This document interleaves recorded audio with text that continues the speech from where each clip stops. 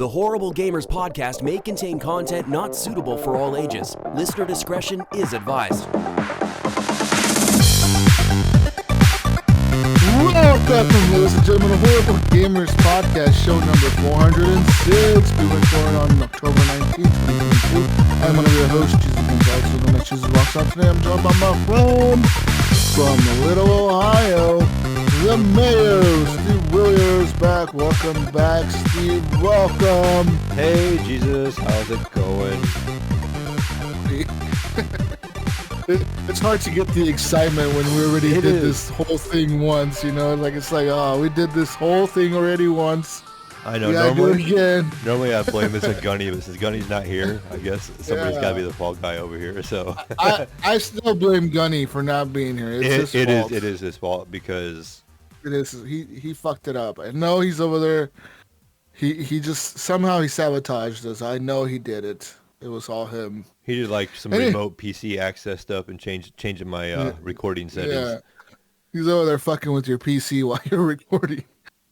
I knew I should have given him permission to log in to see some of my stuff. Yeah, you know you shouldn't have. Now you're fucked. He got his son to hack into your shit. Because you know Gunny won't know how to figure that out, but his son might be able to. Right. Anyways, welcome to the show, ladies and gentlemen. It's October the 19th. 2022, beautiful October day here in Oregon and over there in Ohio and California, where Gunny is. The weather is pretty nice too, I think. I'm going to assume. Yeah, I was actually on the phone with him just the other day when I was heading to work, and he was kind of talking about the weather, and he did some, I think he put some epoxy down in the new house, like in the garage. But he was kind of talking about the weather, and he was talking about how the trees were starting to change a little bit there. I'm like, you guys don't have trees, quit lying, you know? He's like, yeah. He goes, they're starting to turn a little bit, you know. I'm like, yeah. We're like full fall here in Ohio. All our trees are all different colors already, and he was mentioning like New Hampshire and Connecticut and stuff. I'm like, it's pretty colorful here too in Ohio. So, you know, once you get in the wooded area, get away from the city stuff, it's pretty colorful. Yeah, out here, same thing, man. In Oregon, there's a lot of colors changing. I mean, a lot of our trees are those fucking like pine tree things, so like they don't really change colors much. But the other trees do, and some of them are really nice. Some of them will turn red or orange or whatever, yellow, pink or whatever, different fucking colors, I guess.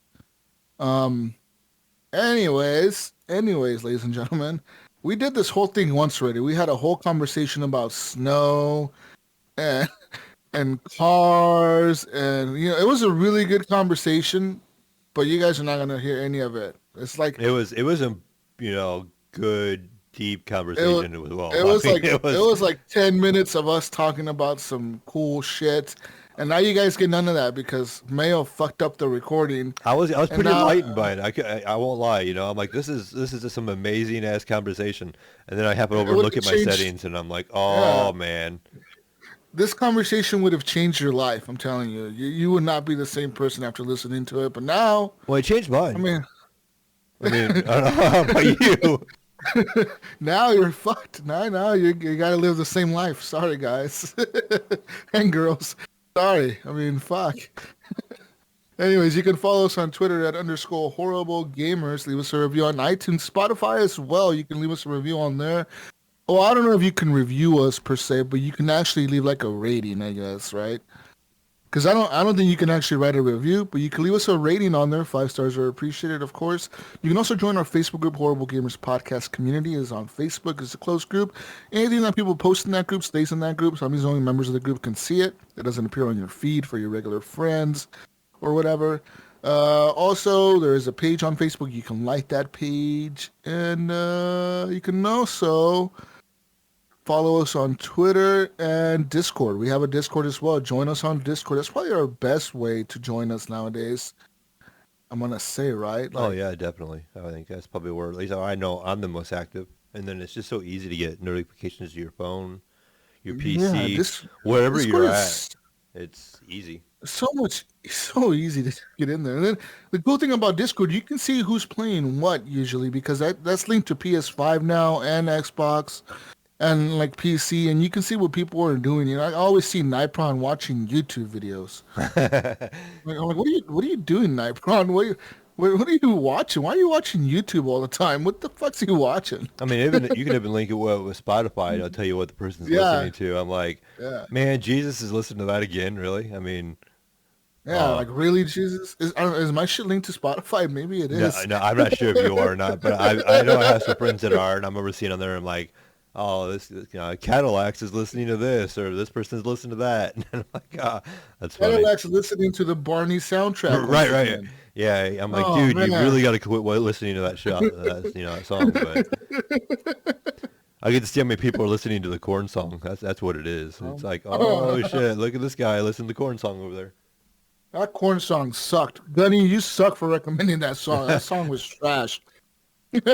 Was it Gunny or Anyway. Brian Tulip Jr. that recommended that song? And we just looked it up. Yeah, it was Brian Tobe Jr. Brian Tobe Jr., you fucking suck for recommending that Him, song. him and his TikTok test over there. He's Yeah, keeping up with all these trends. that song was trash. Anyways. Sorry, I'm eating a chocolate-covered espresso bean now. Oh, I'll go get her that Okay. coffee.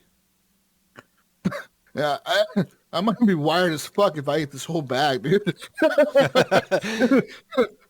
like a 4-ounce bag. It's pretty big, man. This is a lot of espresso beans. I don't know if I should be eating that many. It'd probably give me a heart attack.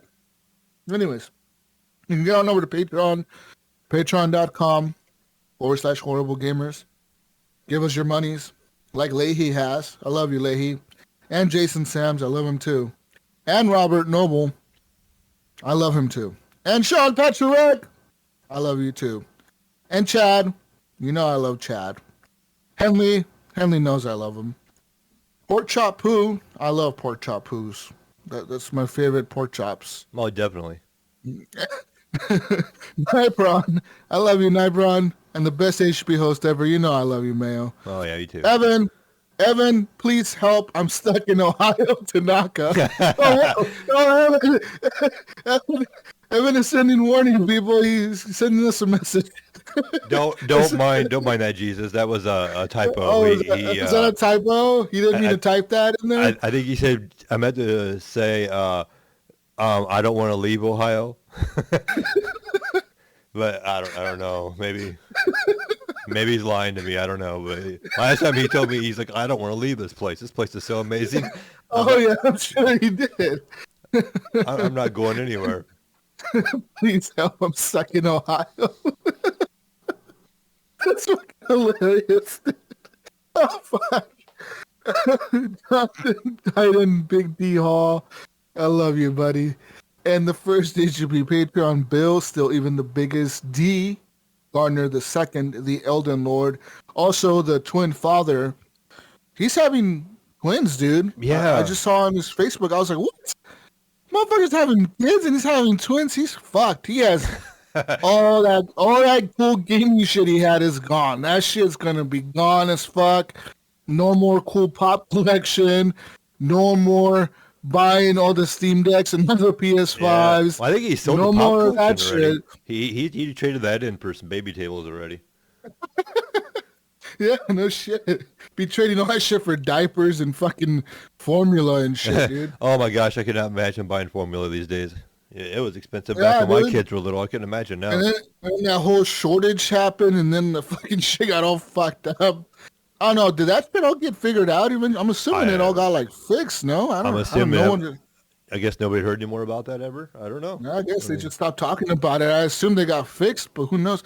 Yeah, man. Even when my daughter was born, I remember we had to buy formula, man, and like she always drank that stupid fucking that special sensitive fucking shit formula. It's like $30 a can. Yeah, literally, it was like $30 a fucking can. I was like, what? How? Like, this is not, like, what the fuck is this shit, dude? $30 a can? And those little fuckers drink so much of that shit. So they're like, it's crazy. Like, that's such a racket, dude. We need to get into the formula business and make, like, $15 cans. Oh, there you go. But see, no one will buy it because they'll think your shit's trash. Like, that's some hobo-ass formula. I ain't buying that shit. I want the expensive shit. That's the logic behind people with their baby shit. They don't buy the cheap shit. They buy like the brand name shit, even though the brand name shit is probably the same as the cheap shit. and they cost twice as much because they want the best for their kids, right? Right. So we got to make ours more expensive, Mayo. We got to make ours $60 formula. Oh, there you go. You're onto something now. You know, and we brand it as luxury formula, and people will definitely buy that shit then. You know, because they'll be like, oh, well, this formula costs $60. I'm definitely gonna buy this shit because this must be really good for my baby. Yeah. Nice. You know what? I'm onto something there. You are. You know, I'm telling you. Just tell me, when you had a kid, did you not buy the nice shit for your kid, or did you buy the cheap shit? No, we bought the nice stuff. We bought the... See, exactly. Yeah. Was it like Similac or whatever the fuck? Yep. The fucking Similac, like the brand name fucking formulas, right? You don't buy the cheap shit, dude. So Well, yeah, pretty much everybody, like all the stores around here, that's like the only thing they carried, if I remember right. Like, they had like the store brand, but like... yeah. but like, I can't remember like some of the names that we had around here. Like Walmart Like had their Walmart- own brand. Yeah, And like then you Walmart has had- their brand. Then you had Similac, and that was it. And then Similac had like Yeah. 8 different varieties that started off expensive and went to incredibly expensive. Yeah, and then they had like the Infamil is the other one, right? Infamil. Yeah. There's Similac. Those are like the two big brands that I know of, like formula brands, like Similac and Infamil. But yeah, there's like always like the Safeway brand, the Kroger brands. There's the fucking Albertsons brand. There's the Walmart. Those are like the store brands, right? Which I'm telling you are probably the exact same shit, literally, that they put in the other ones. They just label the can differently. Oh, yeah. But people are stupid, and they will buy the fucking expensive shit thinking that they're buying the better shit. Because it's just wired into our brains that if you buy the name brand shit, it's better than the hobo shit. All right? That doesn't apply to food, really, but people think it does. But it really doesn't, man. If you, to be honest with you, a lot of the shit is the exact same thing. They just label it differently. Yeah. But anyways, good luck with all that, Bill. Good luck. I'll buy your Steam Deck for $1 when you need it. Right? And I'll give him $2 for his PS5. There you go, $2. That's $3 you made right there towards a new can of formula. He's almost there. In all seriousness, though, congratulations on the twins.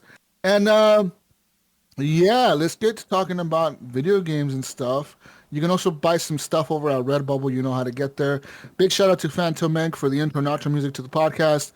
And yeah, video games. So, Mayo, this week I played games, or the last 2 weeks, I guess. I want to apologize to listeners. We've been skipping a week here and there. It's just really hard to get together, man. It is. It is really hard. Well, it doesn't help Like- me being on nights right now, and then I'm having to work like the days we typically record. Mhm. And then you guys are kind of like on days, you know, and your schedule's kind of Yeah. all over the place. And it's just like, okay, let's try to get together here. Nope, can't happen. Okay, let's get together here. Nope, can't happen. Okay, I got this day. You got that day, you know, and then like, Yeah, we're just Gunny's gonna like, make this oh, happen. Gunny's like, oh, I'm in Fiji right now, guys. I came with I'm like, what the fuck, dude? All of a sudden you're in like another state. What are you doing, Gunny? Like, we record on Mondays. Oh, guys, by the way, I'm over here and I'm in Alaska right now having dinner with the wife. Right? Like, what the fuck? Gunny always does that shit, right? He will never tell us that he's doing some crazy trip. And then out of nowhere, like Sunday night, he'll send us a photo of himself like on top of a fucking mountain or something. Hey guys, I'm out here with the wife and the kid. We're out here fucking at some festival in the middle of the fucking forest. Like, what are you doing, Gunny? We're recording tomorrow. Like, what the fuck are you doing, dude? Okay, guys, I'm in Alaska right now. No big deal. Like, what the fuck? Gunny's always doing that. Gunny's the worst one of that shit. He never tells us his plans. And then he'll just hit us with, hey, guys, I'm in fucking Fiji. Like, okay, Right. Gunny. Well, that's cool to know, buddy. You could have told us this like 3 weeks ago, maybe. It would have been helpful. But okay. I blame Gunny for everything. It's his fault. It Blame is. him. This is the Gunny Paul show. It's all his fucking fault. Fucking Gunny. He can't defend himself, so we're going to blame everything on him right now. Anyways, video games. So this week, I played some games. Of course, I played some more Battlefield. Now, Battlefield has had some recent more patches or whatever. They got that new mode out for the last 2 weeks that called the Liquidator mode. And it's a new conquest, like 8 versus 8, 16 versus 16. infantry only, tinier maps, 3 objectives. More like a domination kind of thing, but they call it conquest. And I've been playing the shit out of that. So the thing about this is that they have like this skins attached to this mode, and you can unlock certain skins. Like you get like one character skin and like a gun and a banner and like a tank skin. But to get all of them, you have to get 100 ribbons. Like if you get the first 30 ribbons, you get like the background for your little player card. If you get the next 30, you get like the gun skin. If you get the next 30, you get like the player skin, the character skin. Then if you get the last to the 100, you get like the tank skin or whatever. The problem with that was that the first week of it, it was only 8 versus 8 Mayo on the matches. Uh-huh. And getting those ribbons was kind of hard. I mean, like 8 versus 8 is not many players. And it was really weird, man. Like it was kind of like a bitch to get kills. And like on most times, you know, like I would only get like 2 ribbons per match. Now, granted, some of these matches went really fast. They would last like 5 minutes. But still, it was kind of like a grind. Like I was like, man, this is going to take forever to get to 100. And then this week, I'm assuming on Sunday or whatever, they updated the thing to have 16 versus 16 players, which is a lot more action going on because now you've doubled the player count on both sides. So they added like 2 more squads to each side. So that was kind of cool. One thing that I do like about this mode, though, is that when somebody in your squad selects a certain character, like one of the specialists, no one else in your squad can select the same specialist. So you can't have a squad of all shield guys running around, you know, because only one guy on your squad can run the shield guy. Only one guy on your squad can run the medic guy or whatever. Only one guy in your squad can run the turret guy, etc. So that's really, really cool. And I hope that they implement that into the main game itself because it's kind of a cool idea. It kind of forces you to think like, what does my teammates have? What do I have? And what can complement their character, you know? So like if I'm running the shield guy, who's going to complement that by having a different type of character that can, I don't know, put down a turret around me or whatever, you know? So that was kind of cool. I do like the maps that they used in this mode. They had Caspian Border, Erica Harbor. They had a few other ones from the main Battlefield game, etc. But it was cool, man. I really like the mode. The skins are kind of cool. Like I said, you unlock one skin. That's for the shield guy. I forget his name. But then you can buy the skins for the other characters. The problem with that is that they don't sell all the skins like in a pack. Instead, they sell the skins each one individually. And they sell them with their own thing. So like if you buy the skin for like the one chick, you get her skin, but you also get like a banner for her. And you get like a weapon skin maybe, and like a vehicle skin, and like, I don't know, whatever the fuck it is. What other bullshit, but it's only for her character really, you know? Like, It's kind of shitty the way they do that because each one of those skins costs either anywhere from like $8 to like $17. So if you want the skins for all the characters, you can imagine how much money you can end up spending real quick, you know, trying to get all those skins for everyone. And the problem is that these skins are being sold in a limited time. So like once this week is over, supposedly these skins are out of the store. Like this event is over, the skins are done. Like you can't get them anymore. So it's kind of like, okay, do I really want that skin? I kind of want it, but do I want to pay for it? Now, the cool thing is that being a Battlefield, whatever, like gold member, whatever the fuck that I bought, whatever I pre-order, whatever edition, I get the battle passes for free, right? Do you know how how many you gonna get for free? The whole year, so up to season 4, I think. So up to Battle Pass 4. Right now we're on 2. So the next one we'll get for free, and the one after that we'll get for free.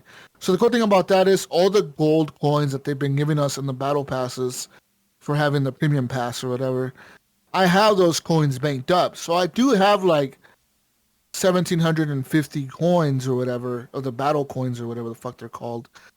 So I do have enough to buy one of these skin packs, but I'm debating, I'm like, do I just want to bite the bullet now and buy one of these, or wait to see what they come out in the next season and maybe buy one of those?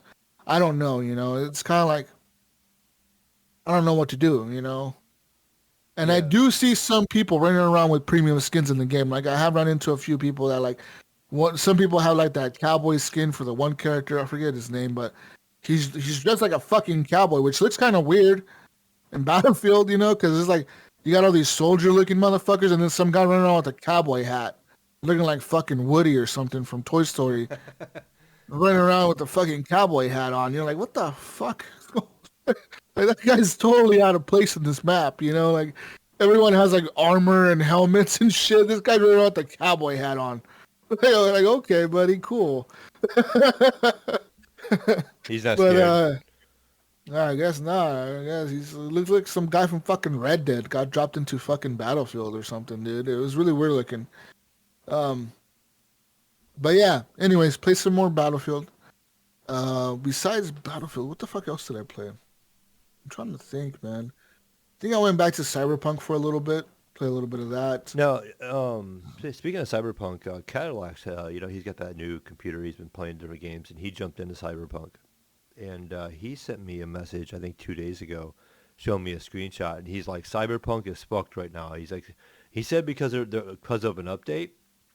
I don't know if he was talking about like graphics card update, like his NVIDIA drivers, or if it was like a game update. But he's like, look at this, and he sent me a screenshot, and his map, it's like all like pixelated. Like it's not like you can't even see it. Like it's not even drawn. It's like it's just like static. But you can see parts of the map, and then like the whole center of the screen just covered in like static. And he's like, what the fuck is this? He's like, it's broke. I can't even play it right now. And so I don't know if he was referring to like a game update or what. And he said Reddit was talking about it, like a bunch of people on Reddit. So it wasn't just his PC. And I don't know if it has anything to do with, he's got that new 3090 Ti, has anything to do with that or what. But he's like, it's just broke right now. It's completely unplayable for him. Did he update to the newest drivers? I'm going to assume. But I did not ask him at the time. I was kind of on the go, and I just kind of happened to see it. Because there's some new drivers out for all the cars. He said there was an update, but he didn't say like what if it was an update to his drivers or if it was an update to the game. He just said there was an update and it broke the game, and I'm like, oh, that's crazy. So I don't know about the state of it like today, but he said it was on Reddit. I don't know. He goes, I'm not the only one having this issue, so that's kind of unfortunate if that's the case, or people having some issues right now. But Huh. Are you seeing anything over there? I know you're trying to searching right now, aren't you? Look. I am. I'm looking at it right now. People are saying that there's it was because of the new NVIDIA drivers. Okay, yeah, he just said there was an update and it broke it, and I'm like, oh, that's crazy. They're saying that the NVIDIA drivers are what did it, so they're saying to roll back the NVIDIA driver to the previous one, and it should work. They say that NVIDIA is working on a patch to get that fixed. That's easy enough, I guess. I mean, yeah, that's weird. Like, how the fuck did NVIDIA fuck that up? Like, like that's fucking weird. Like, it wasn't the game; it was the graphics card, I guess. They don't mess stuff up very often. It seems like I've pretty much never really had much of a problem with NVIDIA. Have you?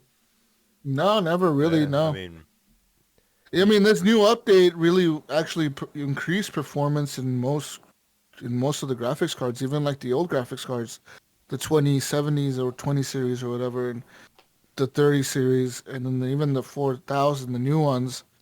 The supposedly this new update was supposed to improve performance up to like 20% in all the graphics cards. It's crazy for me. Like when I think about stuff like that, like NVIDIA, the stuff that they handle, they have a lot of stuff with a lot of games.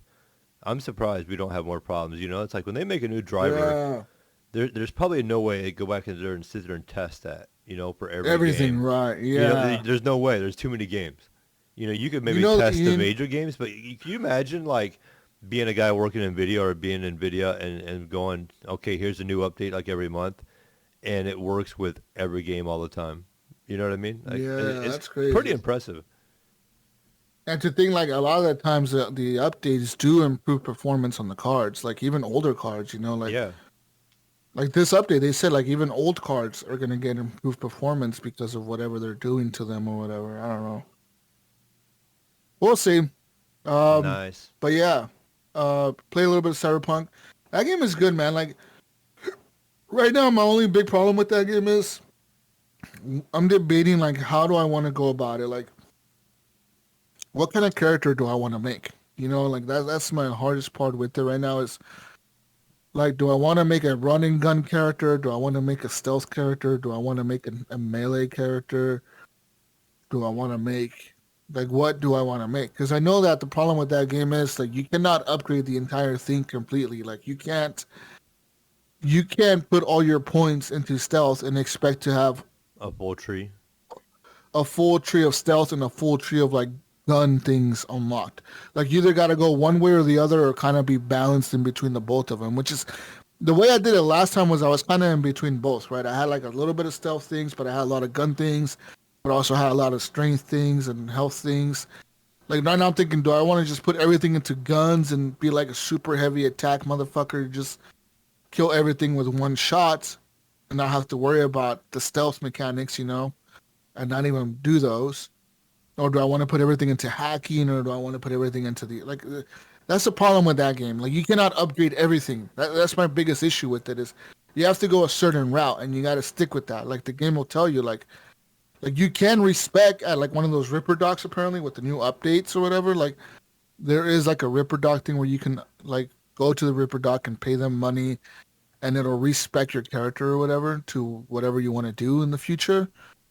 But it's like, do I want to do all that? Like, I'd rather just That's stick kind of with a what neat. I have. That's kind of a neat option because if you think of a world like that where you could do like cyber enhancements, there would be a Hmm. way of resetting your enhancements. You know what I mean? Yeah, Hey, yeah, it pay would some be. money, and Jesus, you could be way better than what your other way was. You know what I mean? Yeah, you could jump way higher, or you can be really good at melee attacks or whatever. Because my whole goal in this one is to get those.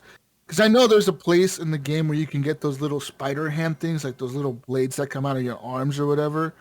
Those look cool as fuck, like those swords or whatever that come out of your arms. I want to get those, and I know you can get them. I just haven't. I know there was like a long time ago there was an article talking about like you have to go to this place and you can steal them or buy them or whatever. So I'm probably gonna look that up eventually, or just run into the game and get it. But like there's certain things I want to do in the game. I kind of want to upgrade my guy and just fuck around in the world and run around that world and do all the crazy shit. Um, because I know for a fact, last time I played it, I got to a point in the game where I was just kind of like, okay, I just got to see this through, man, because I'm never going to finish this. If I don't push myself to finish this game, I'm never going to finish it, Mayo. It's going to just never Right. finish, dude. I'm going to just be playing this shit forever, so I might as well just push myself to it. And like this time, I'm more in it for like, no, I'm going to be in Cyberpunk forever. Like, I don't want to finish it. I want to be in here. I just want to be in this world. Fuck the finishing the game. I don't want to finish it. I just want to run around the world and do missions as I do them and get cool shit. Yeah. Well, I mean, you beat the story once already, so you kind of know Yeah. a little Yeah, I bit. know So what the fuck. you kind of like you're playing it that second time, so you probably the reason you're playing it for the second time is to experience new things. So you're not maybe not really ready to leave, I guess per se, because Yeah. you kind of know what's going to happen in a way. I mean, not every Yeah. the story could be different, but you know what I mean. Like it's going to be And somewhat there different. is things that I do want to try to beat that I didn't beat last time, or that like, because that game does do things that other games don't do. Like this game, some missions, some of the side quests, if you fail them, it outright tells you like you failed. And like, there's no going back. Like, oh no, dude, you failed that. Like, that guy's dead. It's just done. Yeah, I remember that being like that arc is gone. Yeah, like that motherfucker's dead. You're never gonna see him again. You fucked that up. Good luck. Like that was on you, buddy. Like you screwed that up. And I remember I did that really early in the game. There was a few missions where I had to go rescue, like like the side gigs or whatever. The people will call you and be like, "Hey man, I got this guy who's waiting to be like picked up at this location. Can you just go pick him up?" And I show up and the motherfucker's like half dead already. I'm like, "What the fuck?" And then he's like, "Hey man, I need you to get me to a fucking Ripper dock like right now." And I jump, I grab it and I'm trying to run now. And there's like people shooting at me and I fail to get to the objective or whatever fast enough, or like to get him there alive. Because it's like a timer, like a 2-minute timer, and I have to get him there fast enough. and I fell completely, and it's like, no, the dude died. Like, I don't know, leave his body in the car and leave the car somewhere. I don't know, he's dead. You failed. Good job, Jesus. You failed. Like, fuck you. Right. So it's like, I Yeah. guess. So I kind of want to see like those things through. Be able to get those guys.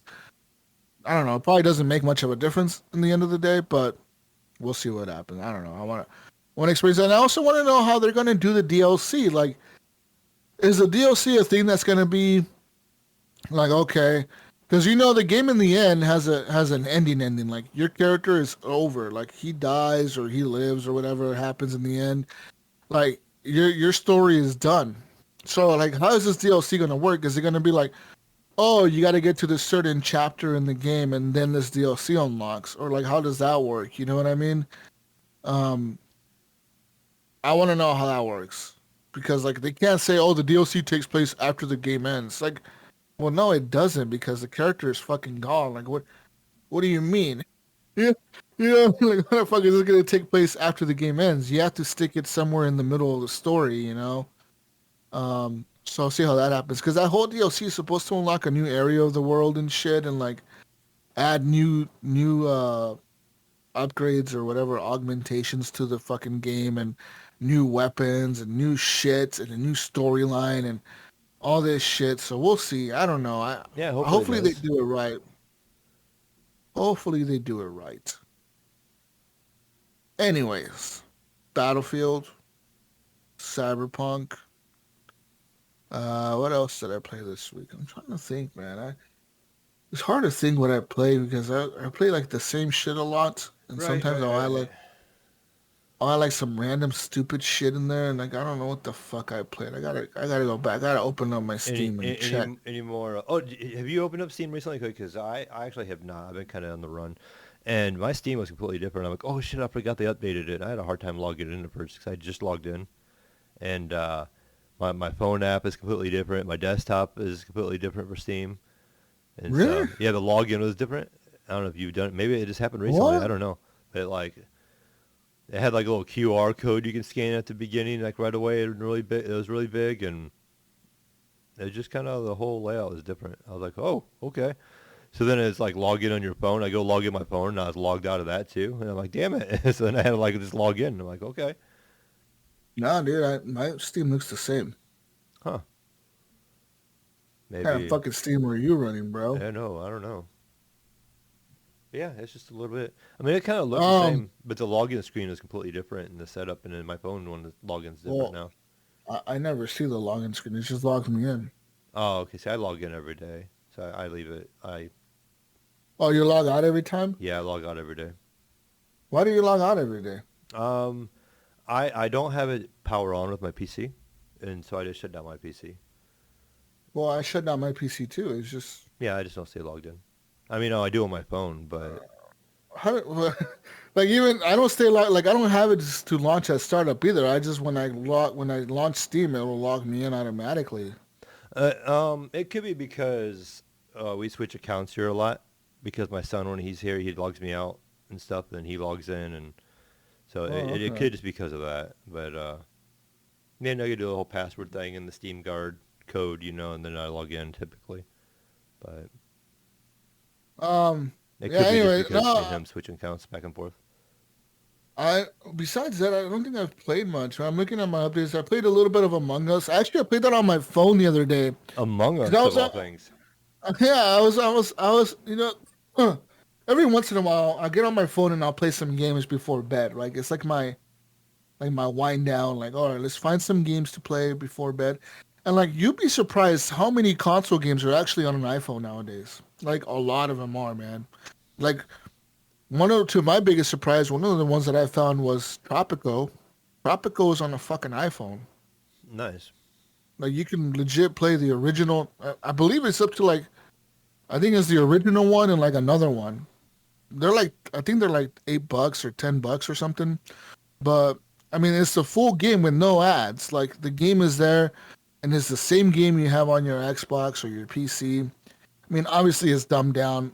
The graphics are, but like the gameplay, it's all there.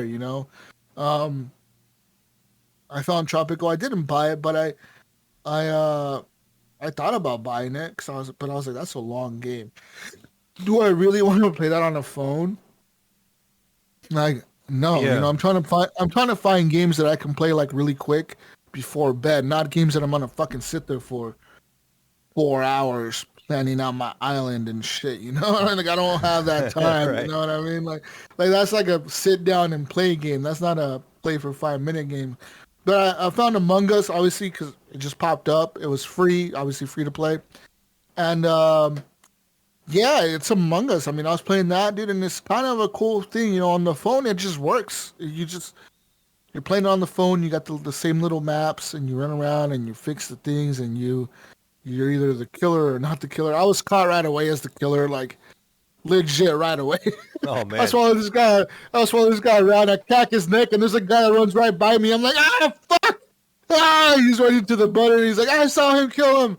He killed him over here. And I'm like, no, you didn't. Stop lying. And he's like, no, I did.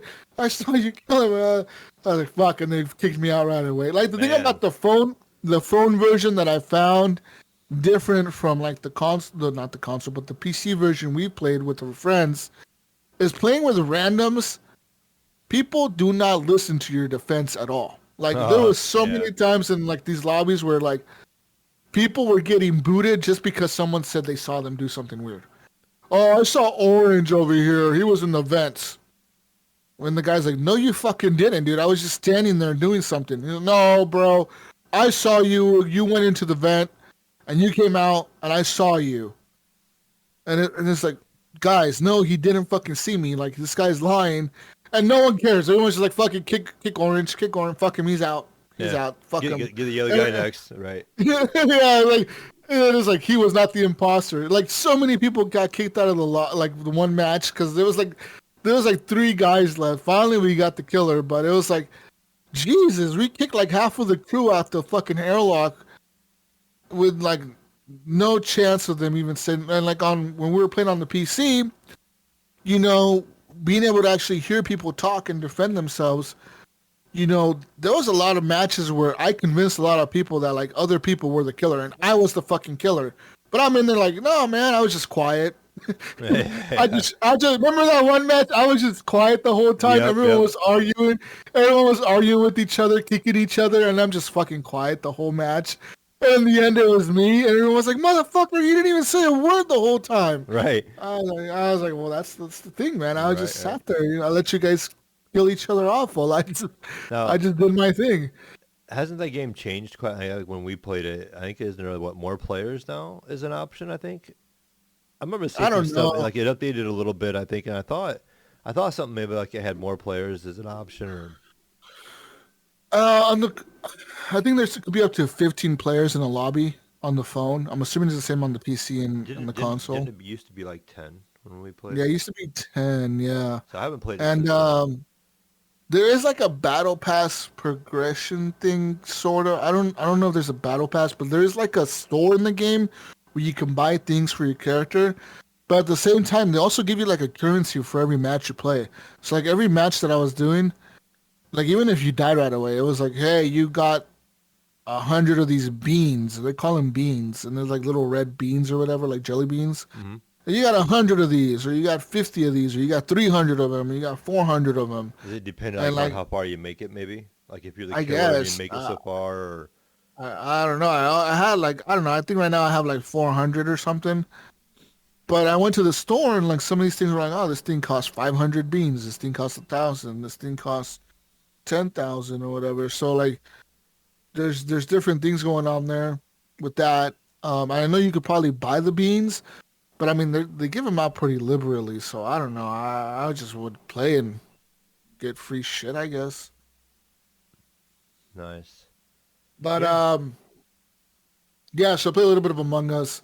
Another game that I found on my phone that's actually a really cool game, guys. It's so if you're a football fan like myself and you like football, you may want to play this game. All right, it's not hardcore. It's kind of pretty simple, but it's called Retro Bowl, and it's like a '90s football game on your phone. So it's like very like I don't know, like it's an arcadey like '90s football game. You think of like football in the '90s, Mel. So you got like the little pixel guys that are running sideways on the field, and you throw the ball. Right? Very simple. So the premise of the game is you start off as a head coach of a team. I don't know, you get picked for like a random team or whatever, and the team is kind of shitty. And you make decisions like as a manager of the team, you can draft players, you can trade off players, and you play 18 games in the season. You can go to the playoffs, you can go to the Super Bowl or whatever. And your ranking goes up, your coach ranking goes up, or higher and higher the better your team does or whatever if you get to the playoffs or whatever. And the game is actually pretty simple. Like to throw the ball, you simply like hold down on your phone and you like swipe, and you kind of like it shows the little line where the guy's going to throw, and then you throw the ball, and then sometimes you'll get intercepted, or sometimes the guys will fumble, or sometimes whatever will happen. And your players will get injured, so they'll be out for a few weeks. You can upgrade your player stats the better they play, so you like if a certain player catches so many balls or whatever, or passes, and they score touchdowns and shit, they'll get better stats. You can upgrade their stamina, their speed, their strength, and their like agility or whatever. And your head coaches, like your offensive coach and your defensive coordinator, you can upgrade them too to like have like a better defense and a better offense, better play calling or whatever. Mm-hmm. It's a very simple game.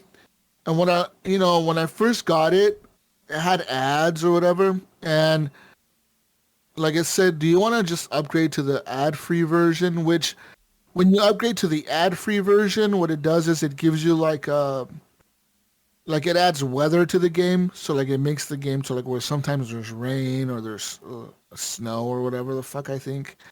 And like you can also customize you can change your uniform, like the way your uniforms look. You can have like the rush uniform or the home uniform, the away uniform, the retro uniform, etc. And so like I was like, fuck it. The upgrade wasn't very expensive either. I want to say it was either 99 cents or $3.99. I don't remember which one it was. So it could have been anywhere from $1 to $4. It wasn't expensive though. It was like really cheap. And I was like, fuck it, I'll do the upgrade. And I got it, and like the ads are gone now. And I'm playing the game, and I'm actually having a lot of fun with that game, dude. It's like the quarters are not long. It's like you can set the quarters to be 3 minutes long or 2 minutes long, depends on how long you want to play. But it's really simple game. Like you only play as the offense. The defense like automatically sims the defense, but like you obviously have to draft players for your defense. And the better defensive players you have, the better chances of your team stopping the other team is. Mm-hmm. But you only ever play the offense, or like you receive the kicks. Like when somebody kicks the ball to you, you receive it, you run it back. You play that part of the game, but everything else is simulated. So like when the other team is playing the offense, all it'll tell you is like, okay, they ran for 15 yards, they passed for 10 yards. Oh, they're in the red zone now. Like, oh, your team failed to stop him because linebacker so-and-so didn't have enough strength to tackle this guy or whatever. So it kind of gives you hints to like, all right, maybe so next time I'm thinking, oh, this guy doesn't have enough strength to tackle these guys. Maybe next time his stats come up to be upgraded, maybe I should upgrade his strength or his tackling, you know what I mean? So it kind of gives you little hints like that on what to upgrade on your characters. But yeah, it's a cool little game, and they have like every team in the NFL. Obviously they don't have the names of the teams, but they have all the cities. So like all the cities are there. So like got the LA Rams, the Raiders and shit. They got all these, the teams are there, the cities are there, but the obvious team names aren't there because they're not, it's not licensed, but this game is not licensed by the NFL, but it's a really cool game, man. It's really simple. It's really fun. It has a lot of reviews that are, people are saying like, man, I just got this game on a whim, thinking it was going to be fun or whatever, and this became one of my favorite games all of a sudden. And same for me, like literally, I got this game just thinking, another one of these games. I guess I'll just try it, whatever. And like, fuck, dude, I fell in love with it. And like, I think I played like 4 or 5 seasons already in the game. Nice. And yeah, and they're really fun, man. And you get to the Super Bowl, you get to the playoffs, and you win. Some players will retire eventually. Some players will stay with you, and you can trade players for like because you go to the draft after the season's over. You have to draft players, and you have first round, second round, third round. And during the beginning of the year, you can trade players off. So like some people will say, hey, like if you have a really good, say you have a really good wide receiver, but he's getting older, right? And you know, like, okay, this guy only has like 2 years left at best to like keep playing for me before he retires. I'm gonna trade him off right now when he's really high in stats and has really good rating. And some teams will offer you like, hey, we'll give you 2 first-round picks for that guy. And you're like, okay, like now I have 3 first-round picks that I can get, you know? Or like, hey, we'll give you a first round and a second round pick, or we'll give you a third round pick, or whatever. Like you can trade off your players and shit all the time. And you have a team morale, so your team can have low morale or high morale. Players can also have a morale setting. So like if your quarterback's doing really shitty, his morale will drop really low, meaning that he'll have even less of a morale, and he'll be throwing passes worse or whatever. It's a really cool little game, man. And this is a fucking phone game. Like I've really been enjoying this game a lot, and it's a blast, man. I think you should try it. I think they also have like a soccer version for all our European listeners out there. Now play the other football. They have a soccer version. It's called like Kick Retro or something like that, or Soccer Retro or something, Retro Soccer or something, Retro Ball. I don't know what they call that one, but it's the same thing. My son was playing it a while back, like quite a while ago now. I don't know if he's still playing it or not, but maybe. Oh, really? Maybe I'll check it out because I have this new phone. I haven't played any games on it at all, but it's I got the new Samsung Fold 4, and so it's got that nice big screen when you open it up. So like it'd be kind of nice to maybe mess around with some kind of game on it. I heard it's really good for Game Pass as well. I guess you like Bluetooth and a controller to it because it's got like its own little stand. You can kind of stand it up. And I thought about doing that for my phone. I thought about like getting one of those backbone controllers maybe, and I was like, maybe I should just get one of those and launch Game Pass and play cloud games. I was like, those things cost like $100 though, man. Yeah. And like cheap. I know I want to upgrade my phone. And like, does the new iPhone fit in that motherfucker? I don't know. How does that with work? me, I got this folding phone, so that ain't gonna work with any of that really. I mean, it does have it when it's folded closed. It has this screen on the front, but it's a little narrower than the typical phone like you have right now. Yeah. So it's not quite the same when it's closed, but when it's open, and it's kind of a weird shape. It's more of a square. Like I mean, when you open it up, like how we kind of deal with a rectangle side like screen, it's kind of more squarish once you open it up, but It just gives you some bars on the sides and stuff, but it's been nice so far. Yeah, I'll have to check that game out. Like I said, I know I've seen him play it, and I'm pretty sure he still plays it. I think he jumps on here and there and plays. I'll have to ask him how many seasons he's played and stuff for you. Yeah, because your players can carry on. Like sometimes you'll draft a rookie player, right? And because you can scout the players when you're drafting them, and then it'll show you like, okay, this guy's rated this right now. But like it'll show you their potential, and it'll show you like how high their stats can really be once you upgrade them all the way. And it'll say like this guy right now is a 3-star quarterback, but by scouting them, you can see that this guy can be a 5-star quarterback, and these are all his stats at the end when he's fully upgraded. So you're like, I really want to get this guy because he's a rookie and he could be like a really good fucking quarterback, at the end of the day if I upgrade him. So like it's really cool. Like being able to do all that. Yeah, I think I could get into that kind of game on a phone as opposed to something like you're playing. Simple. Yeah, because like you're making like mental decisions and management type stuff instead of like trying to control things, And yeah, like I said, you can even simulate all of the games. Really, like you can if you don't want to like say you're gonna play like a team that's really shitty, you can sim the games and it'll just like. Really quick, it'll just go like it'll be like, okay, you won or you lost at the end. Those most of the time you'll win, but there's a few times where I've lost to like a really shitty team. I thought, like, all right, this team has a pretty shitty looking defense. They're like 2 stars or whatever. My team had a 5-star offense and a 4-star defense, and we still lost. Like in the end, we still lost like 21-19. I'm like, how the fuck? What the fuck? And I was mad because I had like my team was undefeated, And then all of a sudden, we lost to this fucking shitty ass team. We're like, Oh man. like, what the hell is going on right now? This is some shit. So yeah, we'll see what happens. Though. Like that game is good though. I really enjoyed it. I'm gonna keep playing it.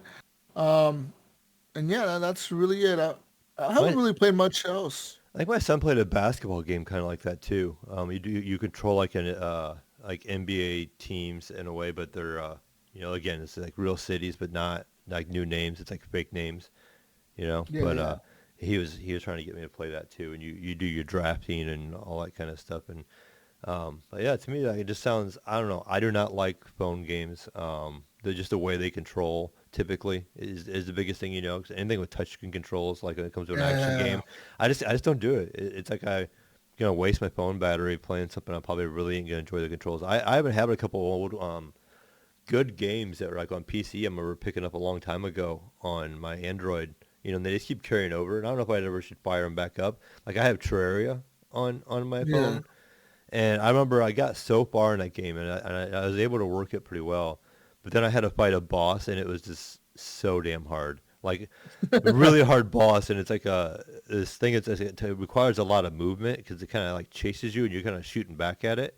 And it's just so hard to try to do on a phone because the controls, the inputs just don't feel natural. You know what I mean? Like, because you're touching a touch screen to make yourself move, and you're not Yeah. actually like touching a button per se. And but a game like this, I could completely see myself maybe playing because it's more of a micromanagement type thing. And that's Yeah. probably why you like it as And, well, because and you and your gunny and your yeah. micromanaging type stuff. The other cool thing about it is that out of like 99% of phone games nowadays require you to log in, and they'll ask you like, do you want us to track your data and all this shit. And on iPhone you can tell them to not track your data or whatever. But this game doesn't ask you for shit. It's like it works offline. You don't have to be online. You don't have to log into anything. It's just like you launch it, it's there, and you're fucking playing. You know what I mean? It's like no bullshit like log in, give us your email. They don't ask you for shit. You know what I mean?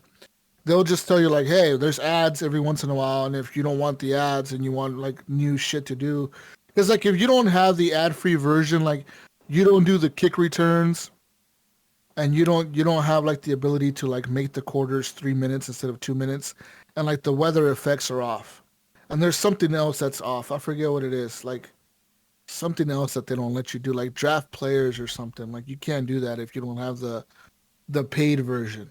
But they don't ask you for anything else. They don't ask you for your fucking email. They don't ask you to track your data.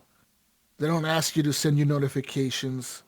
Nothing. It's just like you play the game when you want to play it, and that's it. Like we don't give a fuck. Like so that's really cool of them. I really like that of this developer or whatever. And from what I hear, like the game literally gets patches pretty consistently. Like even since I've owned it, it's had a patch.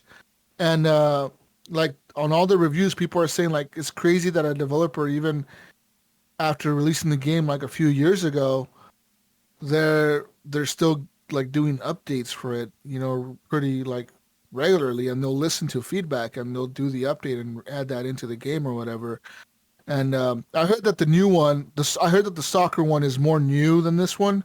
So the soccer one has like some, I guess, better managing features than this one does.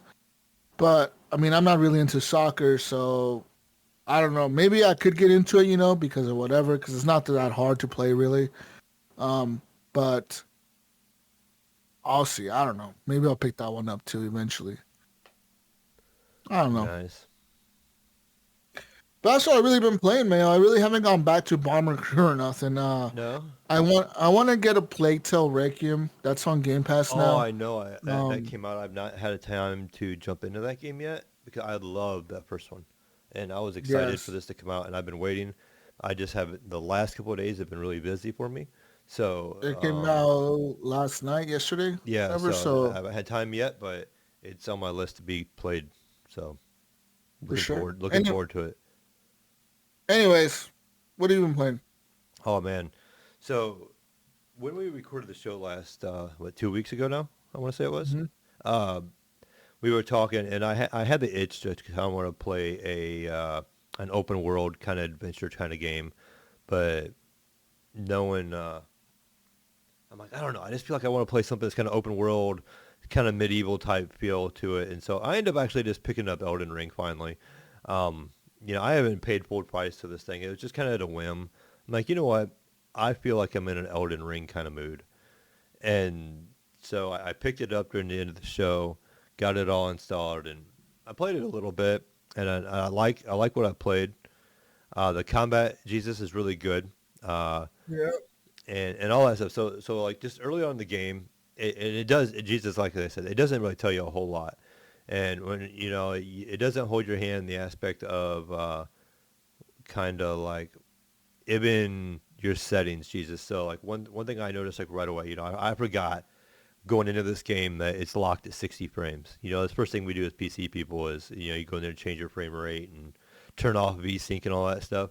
You don't get that option. You can't even turn on or off VSync. You can't control any of that. But the game, is playing the constant 60 frames for me. But so I did not like the controls on mouse and keyboard. It's like a third-person character kind of game. So like mouse and keyboard controls are kind of weird because your mouse is usually your camera. And it was stuff like instead of like using space bars for like jump, your space bar would be like your dodge, and you'd have to hit I think it was F or G to jump. Mm-hmm. And so you're like, okay, you have to kind of reach over there. And then a lot of stuff was like Q and E or R, like you were using. Like, I mean, it was nothing crazy, but it just didn't feel natural.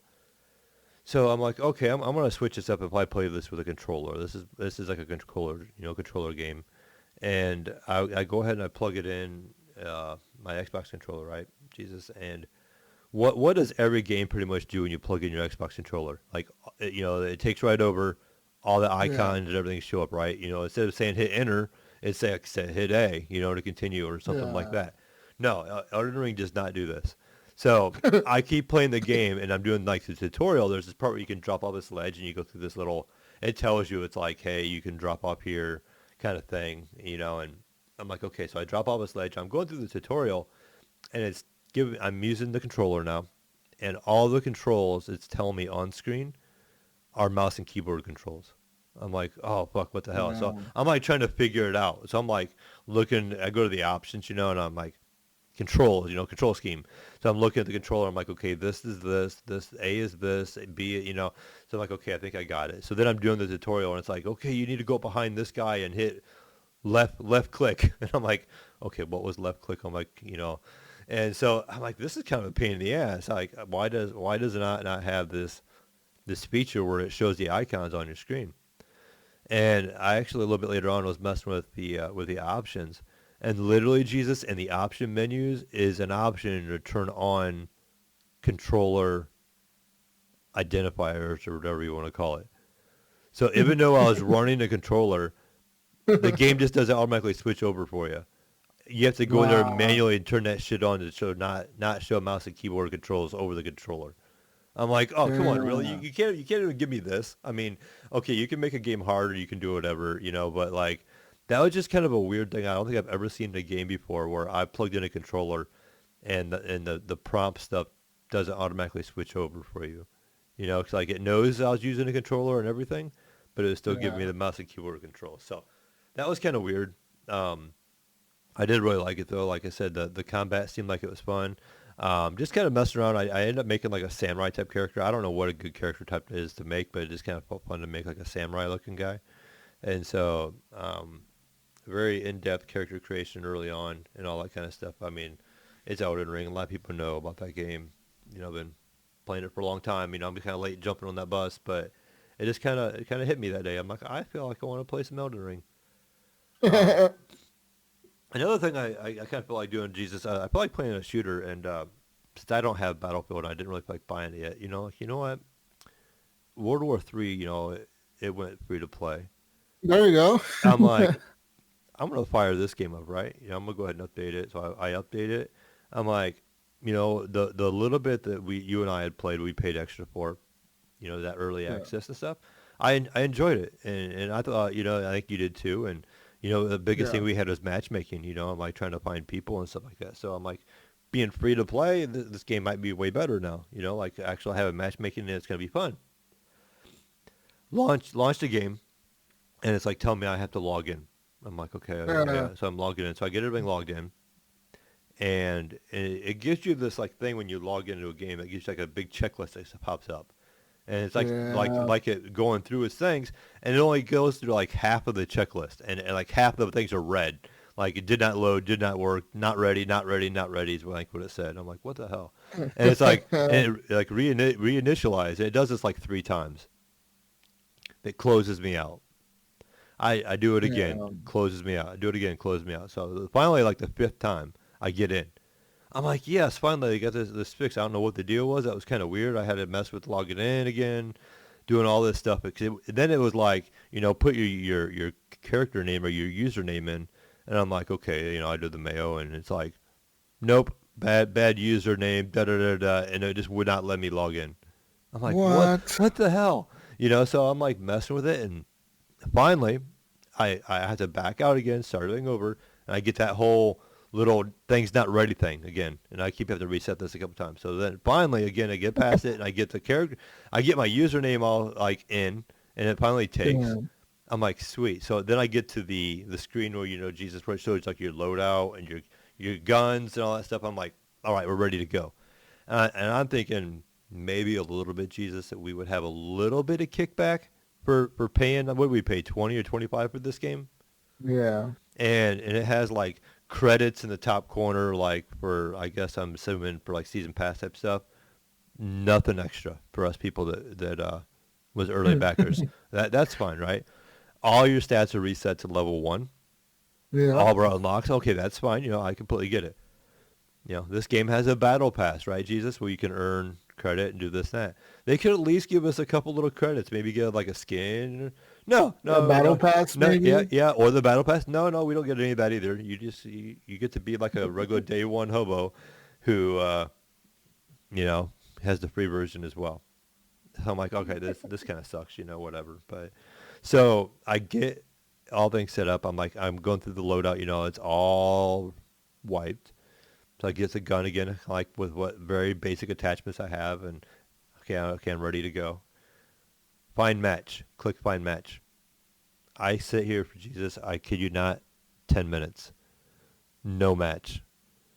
I'm like, after all this work, it doesn't match make at all. So I cancel. I go back to the main menu where it shows like your character loadouts and all that shit, right? And so I'm like, Fuck. boom, find a match. Walk away, go cook some food, check it, nothing. Damn. Check it again. It signs me out. It's like no match found or something like that. I'm like, what the hell? I tried it like 3 or 4 times, no luck whatsoever. So then I ended up just closing it. But then people, I guess, it was getting review bombed, and I don't know what the reviews are right now on Steam, but people were not happy with it at this point, and they were having major server problems, I guess. And Big time. I'm assuming they got this fixed, but just what a blown opportunity probably for this game. You know what I mean? Like, this is like right when it went free to play.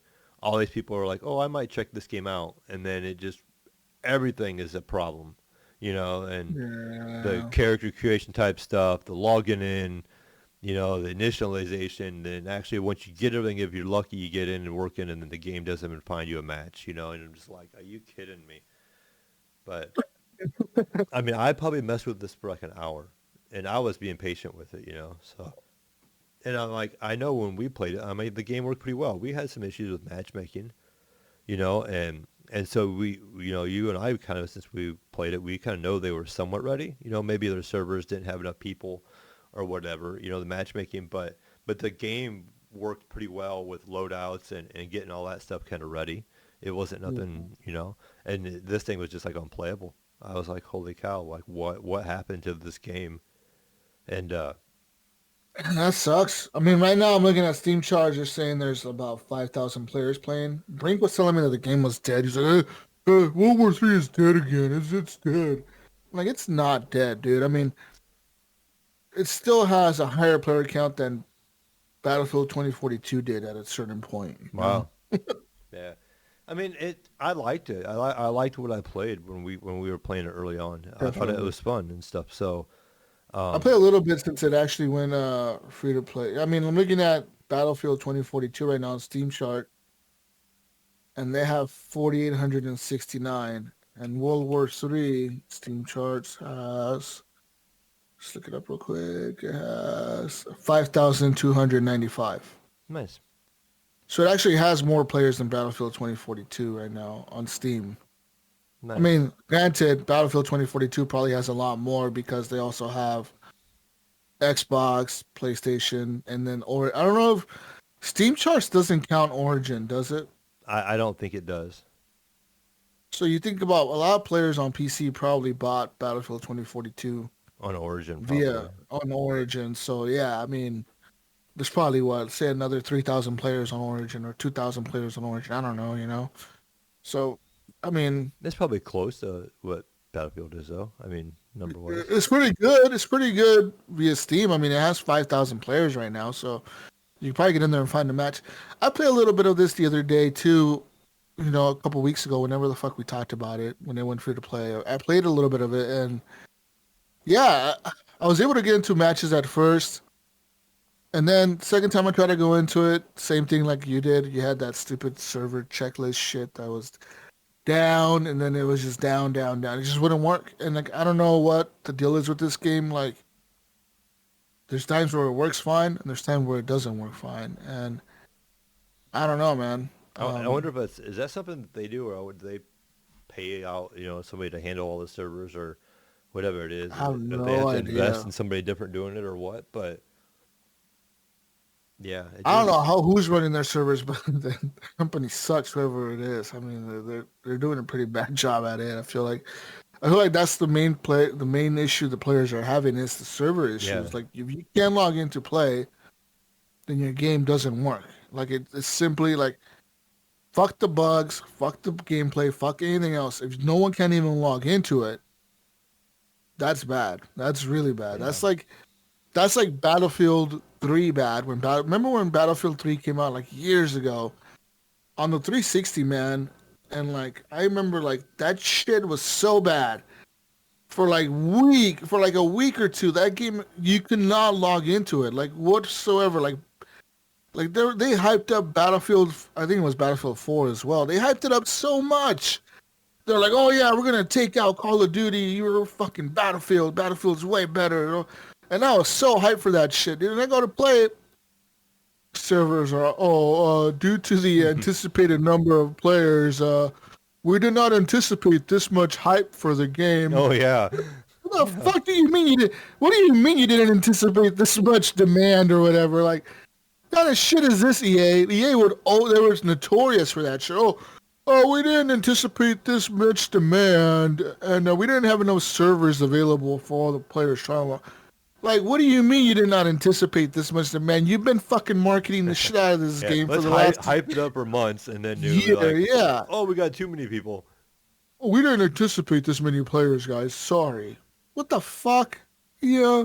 Nowadays, they do a little bit better job. Like, I don't think Battlefield 2042 had those issues, obviously. Like, I think they do a way better job of it now. But it's like this game reminds me of like, oh, we didn't anticipate this many players wanting to play a free-to-play game.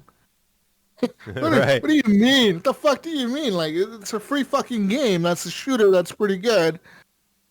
And what do you mean didn't anticipate this many players? Especially at a time like that game is so close to Battlefield, and it's very much different than Call of Duty, and it's like the only game kind of like it. You know what I mean? And so it's just naturally with all the bad press that Battlefield's getting, that people probably would try to migrate over. I'm like, oh, I'm gonna give this game a shot, and then they fuck it up. Yeah, they fuck it up. And the shitty part is for them that Call of Duty launches in a week. So yeah. So it's probably not much recovery. This is probably their can't hype really right do here. much. This is their hype, and they fucked it up. And they launched at a good time, like a month before Call of Duty is out. You go free to play. That's good. Okay, you would have been fine had your servers fucking been working. Yeah. Now you're screwed. Now there's no coming back, because once if people can't log in, and they just can't, and they just can't, and they just can't. Guess what people do? People are not going to try again. They'll just delete the game, give you a bad review, and go back to Battlefield or Apex or Call of Duty, and then wait for the new Call of Duty to come out and say fuck your game. Because you know what's gonna work on day one like a champ? Call of Duty. Right. You know Call of Duty, day one, the moment that fucker goes live, you're in a match. There's no like, oh, we matchmaking issues. No, dude, that game just fucking works. That's something about Call of Duty I'll give them. No matter how much hype that game could have all the hype in the fucking world, Mayo. It could be the most demanded game in the world. And those motherfuckers make sure that shit works on launch. That shit is running. It is working. You're in matches. You're fucking playing with your friends.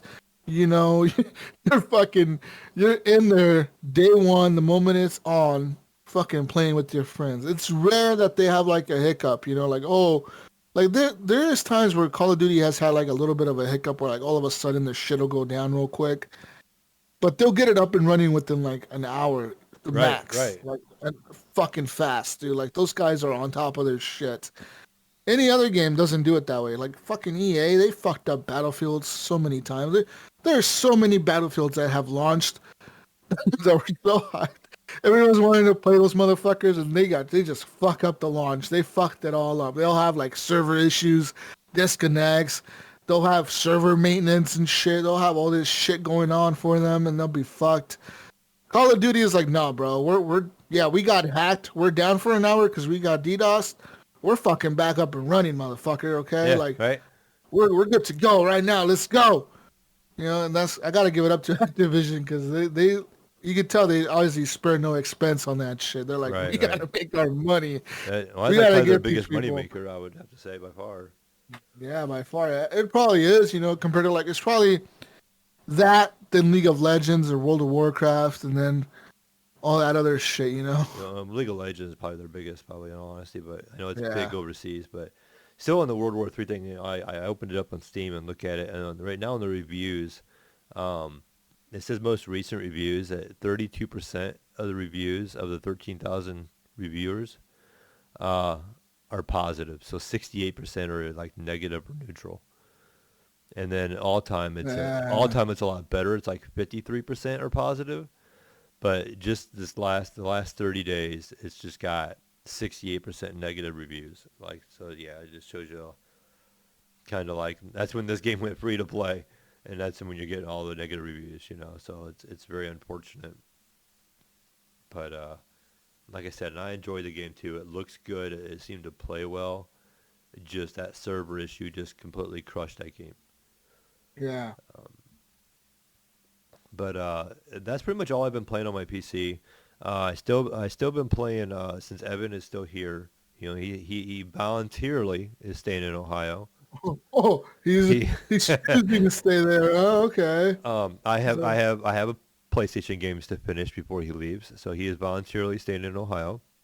And I'm just almost finished with the Ratchet and Clank. I just kind of pick it up here and there and kind of playing it when I have some time, like when my son's over, and he pretty much when he comes over, he's on my PC, and you know, he's been playing some games here at his mom's house. His internet's not that good, so he's looking forward to come over and jump on my computer where he has a constant internet connection. So he's over here and he's on my PC, and He doesn't have a fucking hobo internet connection over there. right.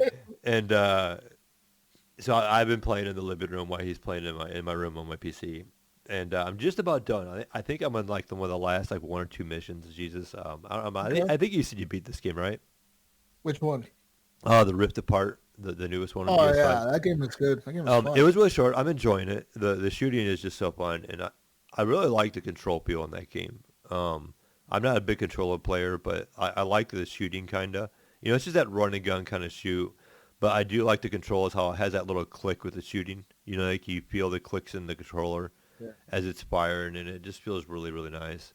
I do like that about that controller still. You know, like, still I said that whole Rift thing I felt kind of gimmicky. You know, it's only in certain spots, but. Yeah, but it's pretty cool though. Yeah, it's cool. When it works. I mean, I think I'm in a part, I'm trying to remember. It's like I'm going through some kind of like, I went into some kind of cave thing. It's like an underground, like a cavern kind of thing. And you're going through a bunch of different dimensions and stuff. And talking with Evan, because he's finished it as well. He says I'm pretty close. So I almost got that game beat, and like I said, it's felt good. All the different guns. I like there's only a couple guns I really like to use though. Is probably another thing. It's probably a drawback. It's like it's got all these guns that are kind of creative. I wish they could have went something more like Borderlands, where they could have went kind of crazy with some like really unique kind of weapons or something. But it's your very traditional, like you have basically like a little machine gun. It's like your normal gun. And then my other favorite gun, the game that Jesus, I don't know if you used it much, is like a lightning gun.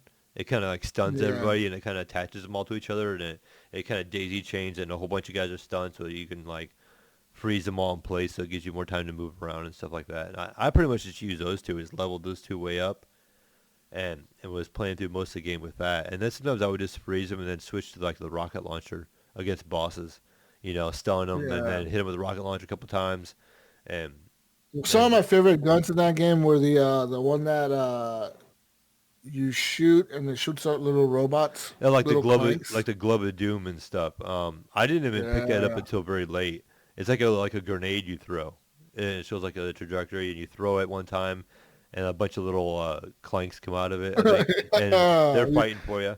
Yeah, so and I didn't even actually start using that until just a little bit ago because Evan mentioned it. And I never Yeah. bought it, and I'm like, oh, I just thought it was like something else, and he's like, no, you wanted to use that, and so and it's like crowd control for when it's like a whole bunch of enemies. Yeah, So I you was can like, oh, okay. throw that shit out there. There's that one, and there's also one that forget like you shoot out like I forget if it's like a mushroom or like a flower or something, but like put that down on the ground and that'll start shooting for you. So like what I would do is if I went into those arenas and fought in those arena things, I'd shoot out those little clank guys and I shoot out those mushroom things that would like shoot for me. And then I had another one that would freeze everybody. Yeah, So they would just like freeze everybody so the little clanks would fuck everybody up that were frozen. And the other thing was shooting out whatever it was shooting out. And it was pretty cool, man. Like yeah. the cool thing about that game is you can chain all those like weapons pretty good. Like you can do pretty cool combos with all that stuff, and a lot of them complement each other. Like I said, once you learn how to use them with each other, you're kind of like unstoppable. Like you Yeah. can really just get in there and fuck everybody Yeah, I up found really myself bad. switching weapons a lot, but what I did find myself doing, instead of like, I think you like tap triangle maybe, and you'd like switch to the last gun that you had. You can like kind of rotate out, Yeah, like a quick switch. I found myself just using that wheel a lot. Basically, it kind of pauses the game. You pick your gun and then switch. yeah, That seemed to be kind of the better way of doing it than quick change. It seemed like it was more consistent, but yeah. I felt better doing that. So I don't know. I think that feature was kind of useless for me. But it kind of makes me want to, like, the part I'm at in the game, Jesus, I don't know if you remember, so like a lot of the enemies are like these skeleton things that come up out of the ground now. They're like, Yeah, and they're like skull, like, and they're coming at you. They die yeah, really easy, but they kind of overpower you with like volume, and you kind of running yeah. by them and fighting through them and stuff. And that's kind of like part of the people I'm fighting. And there's like a big like T-Rex thing you fight, and like I had to kill like the big skeleton version of him, and I've done all that stuff already. But yeah, I feel like I'm getting pretty close.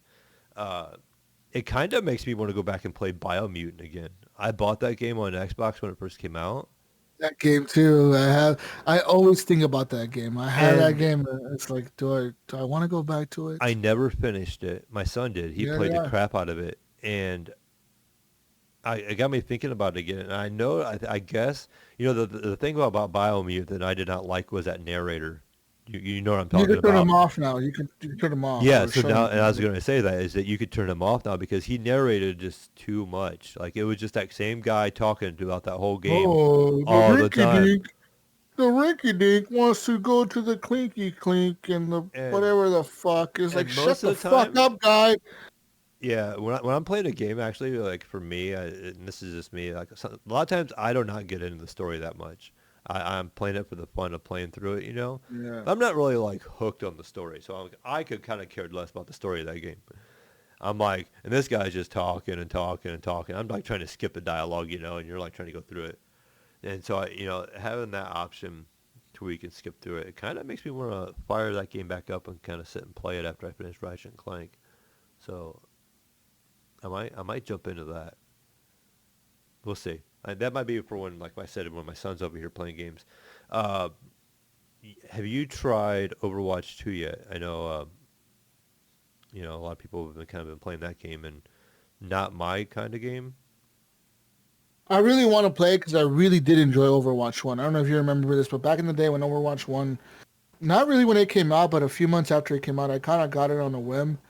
And I was playing the fuck out of it. And that's when Alan Navy and them, they were all playing Paladins. And I tried Paladins and I didn't like it. Overwatch 2 was just way more polished. Paladins was the hobo version of Overwatch. I remember we used to Right, call it right. Yeah. the hobo Overwatch. And last night I came home and because I worked swing, got off pretty late, but I came home and I heard my brother was gaming and I looked into his room or whatever, and he was playing Overwatch too, and man, it looked good. I was like, it's Overwatch. It looks just like Overwatch 1. Really, the graphics don't look much different at all. Like it's the same thing, That's what I hear. but I never played the first one.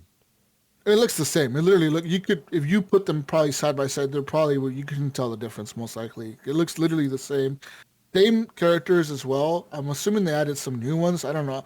I really don't know much about the game. I know you can carry your shit over, so a lot of the characters are probably still there, or they added new ones. Yeah, I don't And know either. I did hear something like once you play like 50 matches. I remember it was like on our news one time, I think, and you get like all the original characters unlocked or something like that after 50 matches. there you go. So it's not bad. And the It's a matches seem free to game. go kind of quick. It seemed like. Free game. Yeah, matches don't last long. Matches. I think there's a timer on them, usually for like 8 minutes or something, or 5 minutes, and the timer resets. I think when the people reach a new objective. So like there's a 5 minute timer for the first objective, and if you reach that, then it resets to like 3 more minutes, and it'll add like another minute. So like by the end of the match, you'll end up playing like a 10 minute, 15 minute match, but you'll get a lot of XP for that match, and all that goes towards your unlocks for your skins and shit. But I really do like Overwatch, so I do plan on getting this on the PC. I might even get it on my Xbox. Well, it's What I was free, thinking so about doing what I was thinking about doing is getting it on my Xbox One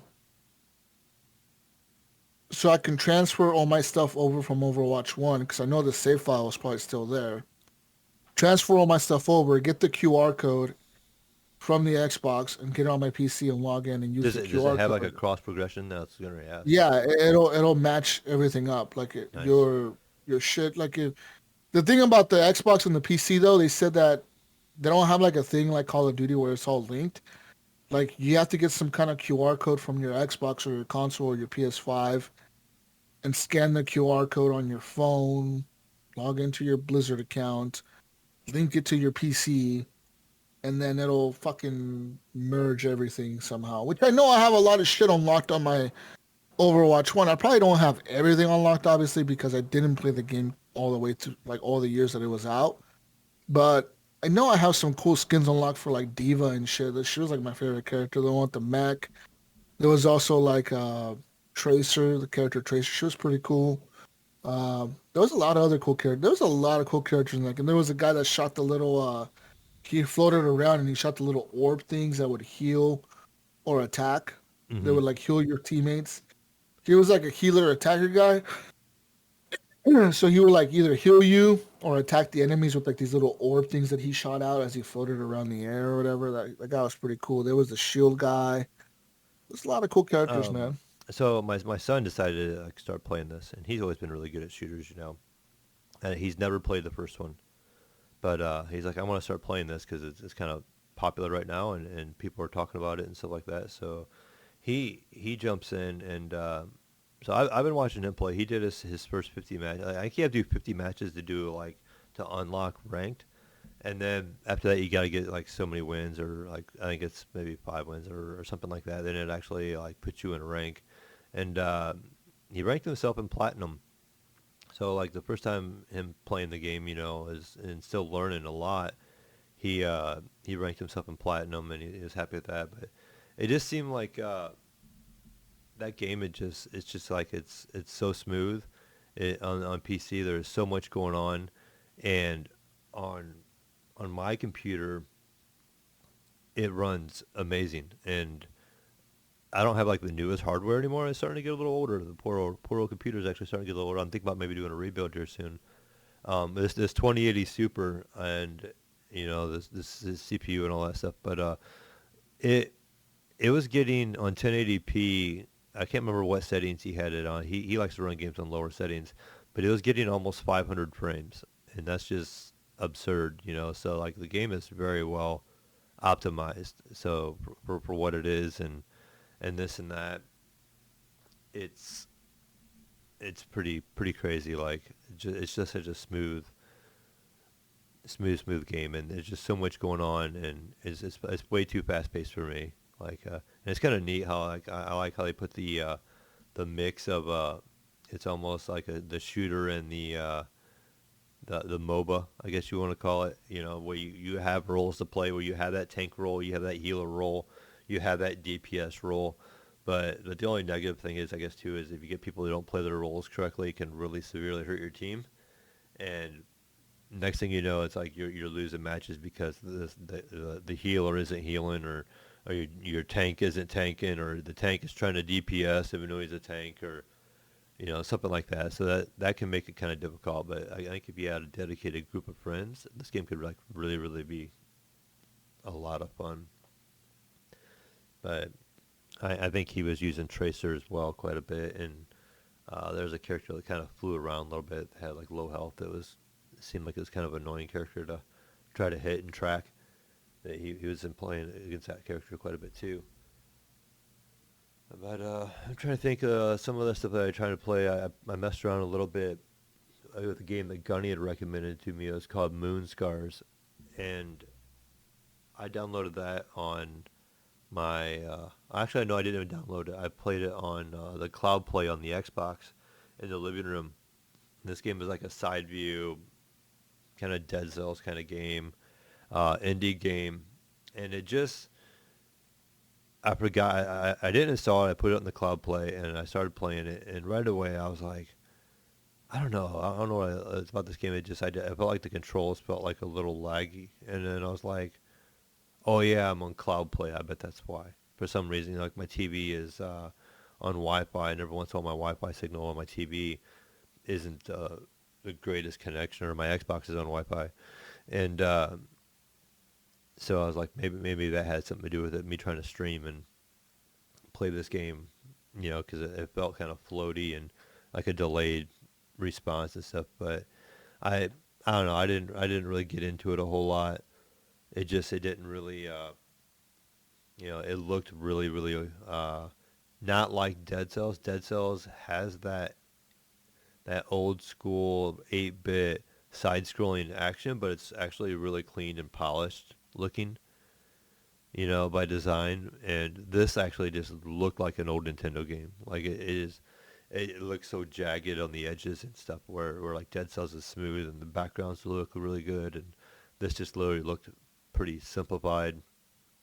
And it could be an okay game, but it wasn't for me, and I just pretty much didn't play it a whole lot more after that. And I mean, that's pretty much Chivalry 2. I've seen that come on Game Pass. I definitely want to check that out, but I haven't had time to check that game out. I have Mordhau. I see Chivalry 2, and I think that's probably a little more popular than what Mordhau was. And I really liked Mordhau, so I ended up installing it. I just never got to it and stuff. But a game like that, I feel like it's just more fun to play with like a group or with somebody in voice and stuff, and so that's pretty much it. All I've been pretty much playing on my end. I guess Jesus had to step away for a second, so I guess I'll go ahead and actually, without Jesus here, I'm just gonna go ahead and move on to the news, and when he steps back in, he can kind of jump in again. But cover news-wise, we got an insult: video game voice actors speak out to demand fair play. Performers call for better and more better treatment in the industry worth nearly $200 billion. It says underpaid, undervalued, frustrated video game voice actors are demanding change after one raised concerns over pay and explained why she had not been reprising her role in a multi-million-dollar franchise. It says now others are speaking out and calling out for better and more better treatment for actors who earn a tiny fraction of what the games make in revenue. Um, on Saturday, the actor Helena Taylor, the original voice of the lead character in the multi-million selling Bayonetta games, posted a series of videos on Twitter explaining that she was not continuing her role in the series in the third installment. She said that after being asked to re-audition for the role that she played in 2009 Bayonettas and 2014 Bayonettas 2, she was offered a $4,000 flat rate fee for the job. The games have made more than $450 million in revenue. Taylor said that she declined, and this is an insult to me. The amount of time that I took to work on my talent and everything that I have given to this game and the fans, she said, asking supporters to boycott the game in solidarity with people all over the world who do not get paid properly for their talents. She said she no longer feared the consequences of speaking out. I can't even afford to run a car. What are you gonna do? Take my clothes. So she basically just saying, hey, you're already not paying me a whole lot. What are you gonna do? Pay me even less? Um, I could probably find and work somewhere else and make more money. I mean, yeah, $4,000 flat rate to do a voice in a game. I mean, that's $4,000 can be a lot of money, but you're probably, how long does that take? To do those voices and stuff like that. It's probably a lot of time, and a lot of long days, a lot of time recording in the studio. So it's probably months and months and months of work. So you're probably not even making $1,000 a month, if I had to guess. So that's just kind of crazy that this game's made $450 million, and they should get a flat rate of $4,000 for being the voice of one of the main characters or the main character. So that's just kind of unfortunate, and it says that her experience is extreme but not unique. Speaking to The Guardian, several videos, game voice actors, high-profile award-winning, they shared their frustrations about their pay conditions in the industry that was estimated worth, $200 billion. And this is these working in the UK claim that their rates, largely set and controlled by the outsourcing companies who developed, pay to recruit the record voice talents, have not risen meaningfully in 15 years despite the game industry's enormous expansion in that time. I mean, the last 15, I mean, the gaming industry's been growing more in the last 15 years, but, I mean, yeah, these guys, I mean, especially we get so attached to our characters and stuff. I mean, 4,000 isn't much. It says some people might think that getting paid 4,000 to do a game sounds amazing, but it says John Schwab, he says, who plays Dandelion in the Witcher series of games. And he says, but the commitment it takes to get a game done, we're talking dozens and dozens of hours of recording. On top of that, the travel that nobody pays for, the agent's fees, the tax. People think you just show up to work for 2 hours and the game comes out. Absolutely not. Schwab estimated that after cost, Taylor would have cleared about half the amount that she was offered. And he said that he can sympathize with her situation. You get a few £1,000s to play a lead character, and then the video game makes $700 million. How does that make you feel when you created this role? She's the one that kind of created that character to help in a way. Famous Hollywood actors recited to provide voices for games, such as Keanu Reeves, who starred in Cyberpunk, has paid much. He was paid much more. One agent gave an example of, I think, is like 100,000 for a 4-hour recording session. I think it's like €100,000 for a recording session. Site Global, one of the outsourcing companies that provides voiceovers for video games, pays on a tiered system that the actors described as insulting and discriminatory. In the guidelines documents seen by The Guardian, the company sets out a criteria for different tiers. Tier 1, which pays $250 an hour plus a $500 buyout per job, is described. And superstars, the voiceovers and stuff, they're not. Nothing that the client budges, be able to change much of that. Jesus kind of just taking back in. Jesus, I kind of hit the first article in the news. They're talking about these underplayed voice actors, and this girl, she's only was offered $4,000 for her lead role in Bayonetta, where the game made like 450 million. And she's like, the amount of hours I put in and stuff is just, it's just not a fair, like, what I'm getting out of this. Yeah, you're muted, I think. Yeah, no, what I don't get though is the fact that like, all right, you were offered that much, you rejected it, but why are you wanting people to boycott the game? I mean, at the end of the day, like a lot of other people worked on the game, not That's just the voice that is actors. true. You know, like there's other people. You know, that's gonna The affect voice, them. yeah, the voice actors. I mean, yeah, they do the characters of the game or whatever, but at the same time, like The you animators know, and the the graphic animators, designers and yeah, whatever. all of them work on the game too, and they got to get paid. I mean, why boycott the game just because you didn't get the fucking role? Like, okay, Or the well, pay or whatever that you wanted. And whatever, I understand, yeah. yeah, 4,000 is not a lot of money for probably the work that they put in, but I don't know, like you said, and to encourage people to boycott the game, you're just hurting everybody else that worked on that game, like you said. Yeah, literally, yeah. So I don't agree with that statement. It's whatever. Like, yeah, you rejected it. That's on you. And whatever. Like, do your thing. Like, maybe next time try to negotiate. Try to say, all right, give me this much instead. Um, yeah. But moving on, Jesus, McDonald Tracer skins, huh? So what we got here? We got Overwatch 2 McDonald's promotion offers customers an epic Tracer skin. Jesus, there you go. Yeah. An Overwatch 2 promotion is currently available at the Australian McDonald's restaurant. Oh, this is like Australian only or what? Yeah. The promotion includes bespoke Overwatch 2 packaging for the meals, Jesus, and Yeah. entitles customers to an epic Tracer lighting skin. Are you gonna like? We need to send Oh, Gunny over to Australia. He's our Signal. Australian expert. That's where he's actually, guys. That's where he's at right now. We He's didn't over want to there tell buying, you.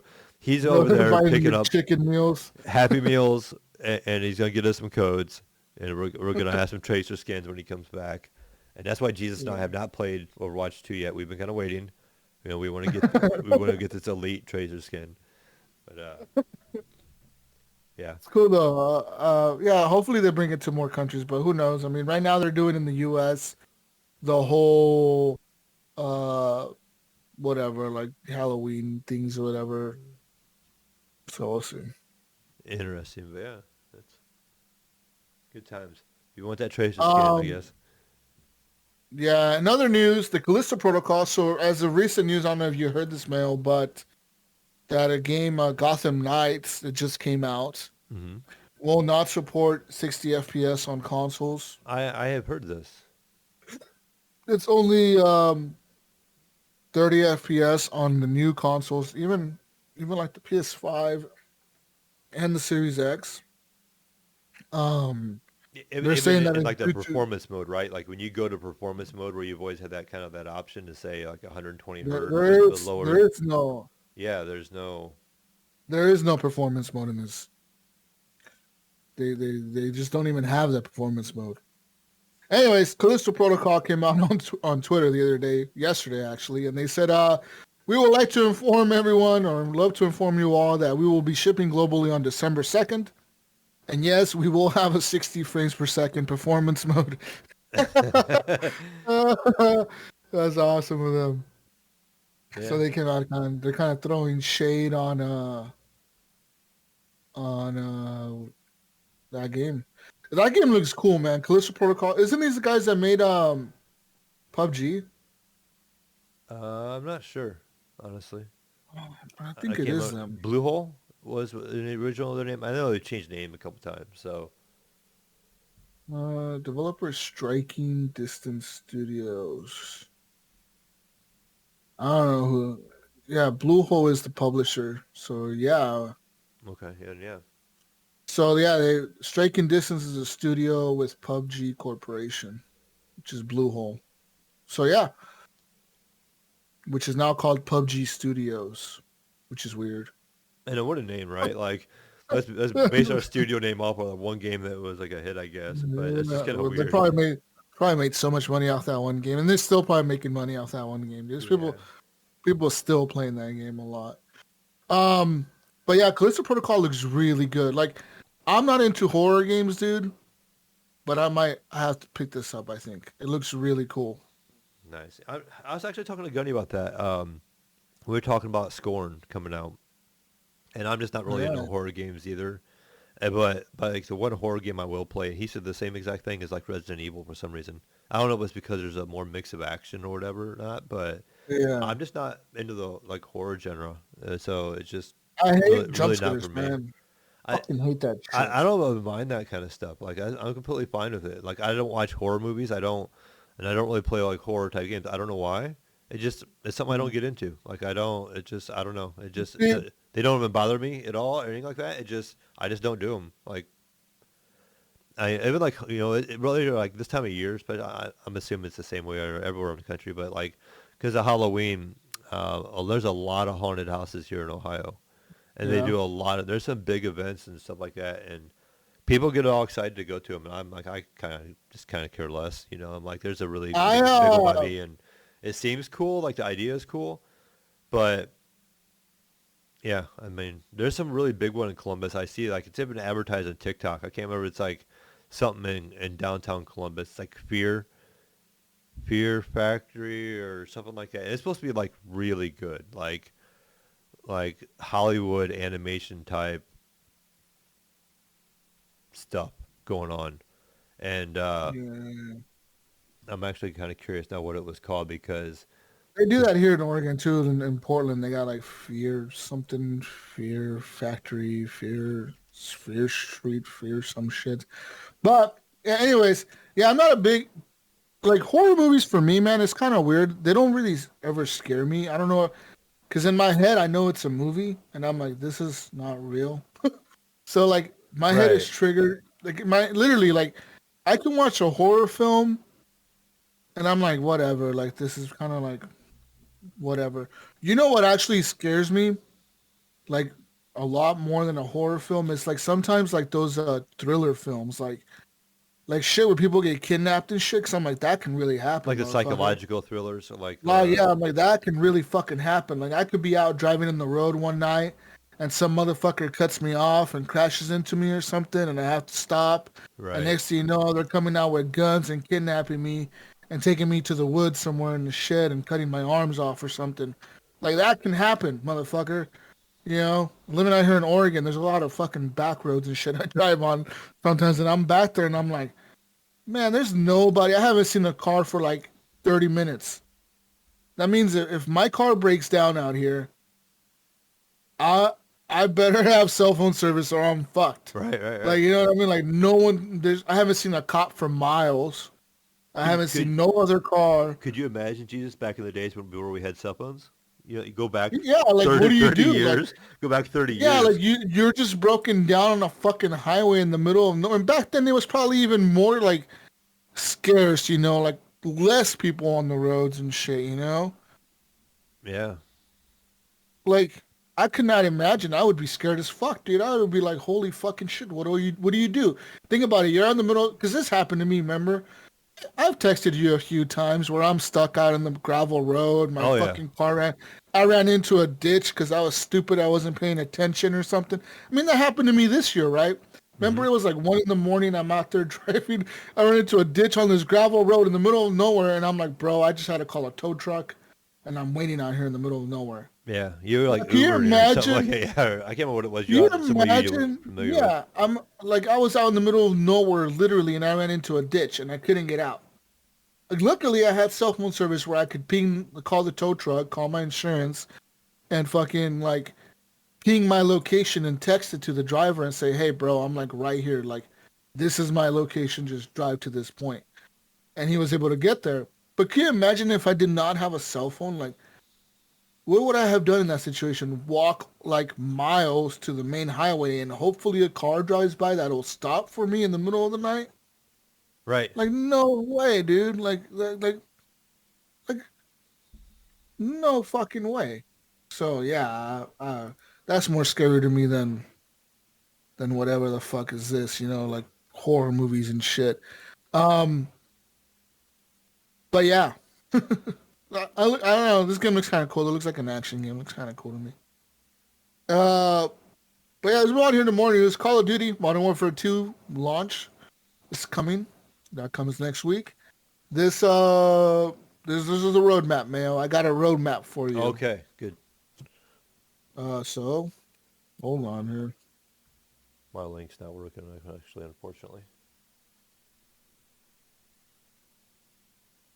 Oh, there it goes. Oh, boom, look at that. Okay. Okay, so Modern Warfare 2, the campaign early access preload begins today, October 19th at 10 a.m. Pacific time on all platforms. So you can preload right now. Well, actually, yeah, right now. Yep. The early access for the campaign begins tomorrow at 10 a.m. Pacific time on all platforms. You can preload the full game starting today on Xbox at 10 a.m. Today on PlayStation at 4 a.m. And on PC October 26th at 10 a.m. Gotta wait a week. Yeah, that's weird. Yeah. Modern Warfare 2 preseason is October 28th to November 15th. Warzone 2.0, the DMZ and the Battle Royale modes will launch alongside Modern Warfare 2 Season 1. That comes November 16th. Season 1 Reloaded introduces raids. That comes December 16th. So, this is obviously going to come with the campaign. This is the next chapter of the Modern Warfare story, Mayo, continuing the story from Modern Warfare in 2019. This is obviously going to have multiplayer, 12 unique modes at launch, 10 traditional modes, and 2 ground war modes on Battle Map Special. It's going to have Special Ops, 3 missions at launch, all taking place on Al-Mazrah. Al-Mazrah? Whatever the fuck, is like a fictional country they made up. There's so some of what's shared across Modern Warfare 2 multiplayer Spec Ops Warzone 2.0 when it launches includes 25 operators at launch, 18 can be unlocked during the Modern Warfare preseason, more than 30 weapon platforms at launch for more than 50 unique weapons. Vault owners will gain access to the FJX Cinder Vault weapon, and gameplay mechanics shared between all games within the Modern Warfare 2 universe. It's going to have Ricochet anti-cheat, which is a new anti-cheat system they're moving to from whatever they're using now. They're saying that it's going to be better, supposedly, for anti-cheat. Twitch drops will begin October 28th through November 5th, and there will be COD shop gear. That's right. Oh, look at that. Gotta make that money. That's right. Let's look here. For the PC, official requirements for the PC are... Dun, dun, dun. To play, minimum, you will need an Intel Core i3, Core i5, or AMD Ryzen 3. You need at least 8 gigs of RAM, 72 gigs of free space on your hard drive, and for your high-res assets cache, you will need 32 gigs. You will need a GTX 3 or 960 or an AMD Radeon RX 470 graphics card with at least 2 gigs of video memory. And the recommended is, of course, a GTX 1060 or AMD Radeon RX 580 with 4 gigs of video RAM. And Intel Core i5 or AMD Ryzen 5. For the competitive, they said, you need an Intel Core i7 or an AMD Ryzen 7 1800X. 16 gigs of RAM, 72 gigs at launch with free space, 32 gigs of high-res cache. And you need a 3060 Ti or an AMD Radeon RX 570 or 5700 XT with 8 gigs of video RAM. To play this game at Ultra 4K, you need an Intel Core i9 9900K or a Ryzen 9 3900X, 16 gigs of RAM, up to 64 gigs of high-res assets cache.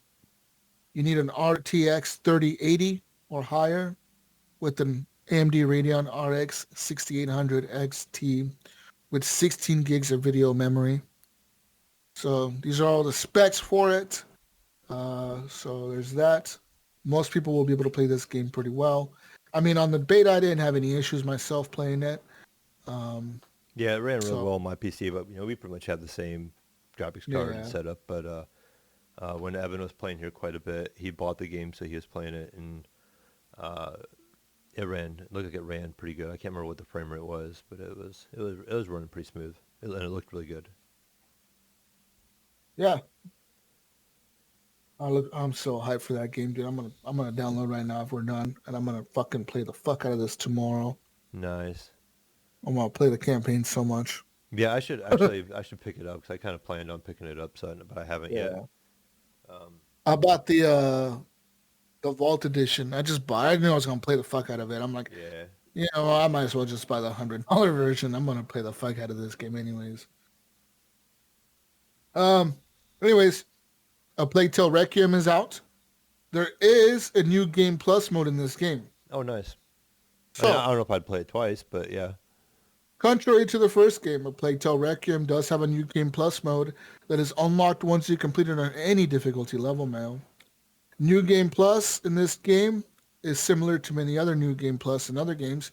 You get to keep all your collectibles, your codex items you found on your first playthrough, as well as all your upgrades and your skills you've unlocked. However, unlike a lot of other titles, this mode is locked to the new Ultimate difficulty level, which is also unlocked after you complete the game for the first time. That means that you will not be able to play on any lower difficulties, and with the new difficulty level, players will find a higher level of challenges with enemies that are smarter and deal more damage. They can detect players a lot more easily, and it only takes about 2 hits for the players to die. So there's that. I mean, that game is so. The original one is a lot. It's a lot of stealth, and and I'm not even a fan of stealth games. That's the crazy thing. It just kind of touched me. Like this game was so good, the first one. I just fell in love with it. I don't even like stealth games. It's so weird. Like I never finished the first one. Should I just? How long is the first one? It's not very long at all. It didn't take me long to beat it. What is the time to beat? I'm gonna try to look it up because I thought it was really short. I want to say 8 hours. I want to say. I'm not. I'm just kind of throwing that out there. But that's 15 to 20 hours. Was it? Wow. Okay. The new one or the first one? The first one. The first. Oh no, this is the new one. Okay, no. Plague Tale Innocence main story is 10.5 hours. Okay, there we go. No, not horrible. No, not terrible at all. I enjoyed my playthrough because it does kind of change up. You have like 2 main characters, and each character kind of plays a little different, so it kind of goes back and forth. So it has its moments. It's got a lot of puzzle stuff in it. That's probably the only drawback. I'm not big into puzzles things either. But again, for some reason, I really stuck with that game. I really enjoyed the story. I thought it was really interesting with the rats and everything, kind of like a dark feel to it and stuff. And you kept getting more and more powerful as you go. So I'm anxious to play the new one though. It's been a while. That's the only thing. That's the only thing that maybe I'm not as excited about it. Like I really, really enjoyed the first one, but it's been a while now. I kind of forgot what some of the story was and what things, like how things worked. But I'm sure it'll kind of come back to me when I jump back in. In other news, we're taking a look now at the DualSense. Okay, this is a new controller, Mayo. Always the new controllers. The DualSense Edge. This is the new controller from PlayStation, available for pre-order now, releasing early next year. You can buy the DualSense Edge for $200, $199.99. Microsoft's Elite Core controller costs $130. You can buy the controller and the case for $180. Says here, pretty much the buttons are remappable on both controllers, and they both have a quick swap features for the profiles you set. The DualSense Edge will let you adjust your stick sensitivity, stick dead zones, and trigger dead zones on top of vibration intensity. You also get the same features with the Elite controller, and so you can customize those via the Xbox controller app on your PC. Both controllers will come with 3 options for the trigger locks, and they're placed on the same position in both controllers. You can have a short pull, or medium, or like longer pull or whatever. Xbox offers the option to adjust the tension of the thumbsticks, which isn't available on the PlayStation offering. On the other hand, the DualSense will let you replace the whole stick module, which means that drifting or damaged stick won't be a massive problem because you could just replace it. Another sizable difference is that the DualSense Edge only has 2 mappable buttons on the back, while the Elite has 4 paddles. And so there's that.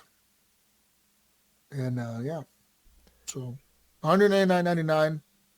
I'm still one of these guys that doesn't have one of these Elite controllers or whatever. And I see them and I'm like, man, I should just get one. But then I look at the price. I need a new one. I'm like, I just feel like I know it's not expensive, but I feel like it is sometimes. I like, $179 for the full version. I'm like, let me tell you something, Mayo. This controller, but it feels good. Best controller I've ever had. Like this metal one, when I play with this one on my PC, it feels good. It feels like metal. It's heavy. It's premium shit. I go to my Xbox in my bedroom and pick up that flimsy ass hobo plastic, ass you can feel plastic trash fucking controller. I want to throw that shit out the window. I want to flush it down the toilet. It's a hobo ass controller. Get an Elite. Be a man. Get an Elite, man. Yeah, I need to. I bet you hopefully the DualSense Edge or whatever, hopefully it's made out of metal. Because if it's made out of plastic, it won't feel as well. That's some hobo shit. But if it's made out of fucking metal, it'll feel good. Oh, man. Oh, that'll feel so good. So good in your hand. Big metal controller like a man. That's right. Yeah. In other news, the Meta Quest Pro is coming, Mayo. Okay. Priced at $1,499. $1,499. That's all. Sure. Okay. Okay. What are we getting? What are we getting for this? Let me tell you, you're getting some almost $1,500. You're getting high performance hardware with great hardware, 10 advanced VR and MR sensors, spatial audio, 256 gigs of storage, 12 gigs of RAM, and a Snapdragon XR2 Plus processor that delivers 50% more power for better performance, Mayo. Well, I hear Snapdragon right away. I just think of cell phone power. And then 250 gig does not sound that big to me. Listen. You can't put Call of Duty on it. I know it's not a game for Call of Duty, but... Listen, next-gen optics. You'll immediately notice better visual quality. They've slimmed down the optical stack by over 40%, Mayo, compared to the Quest 2, using their innovative, patented pancake lens and optics technology, which works by folding light inside the optical module, Mayo.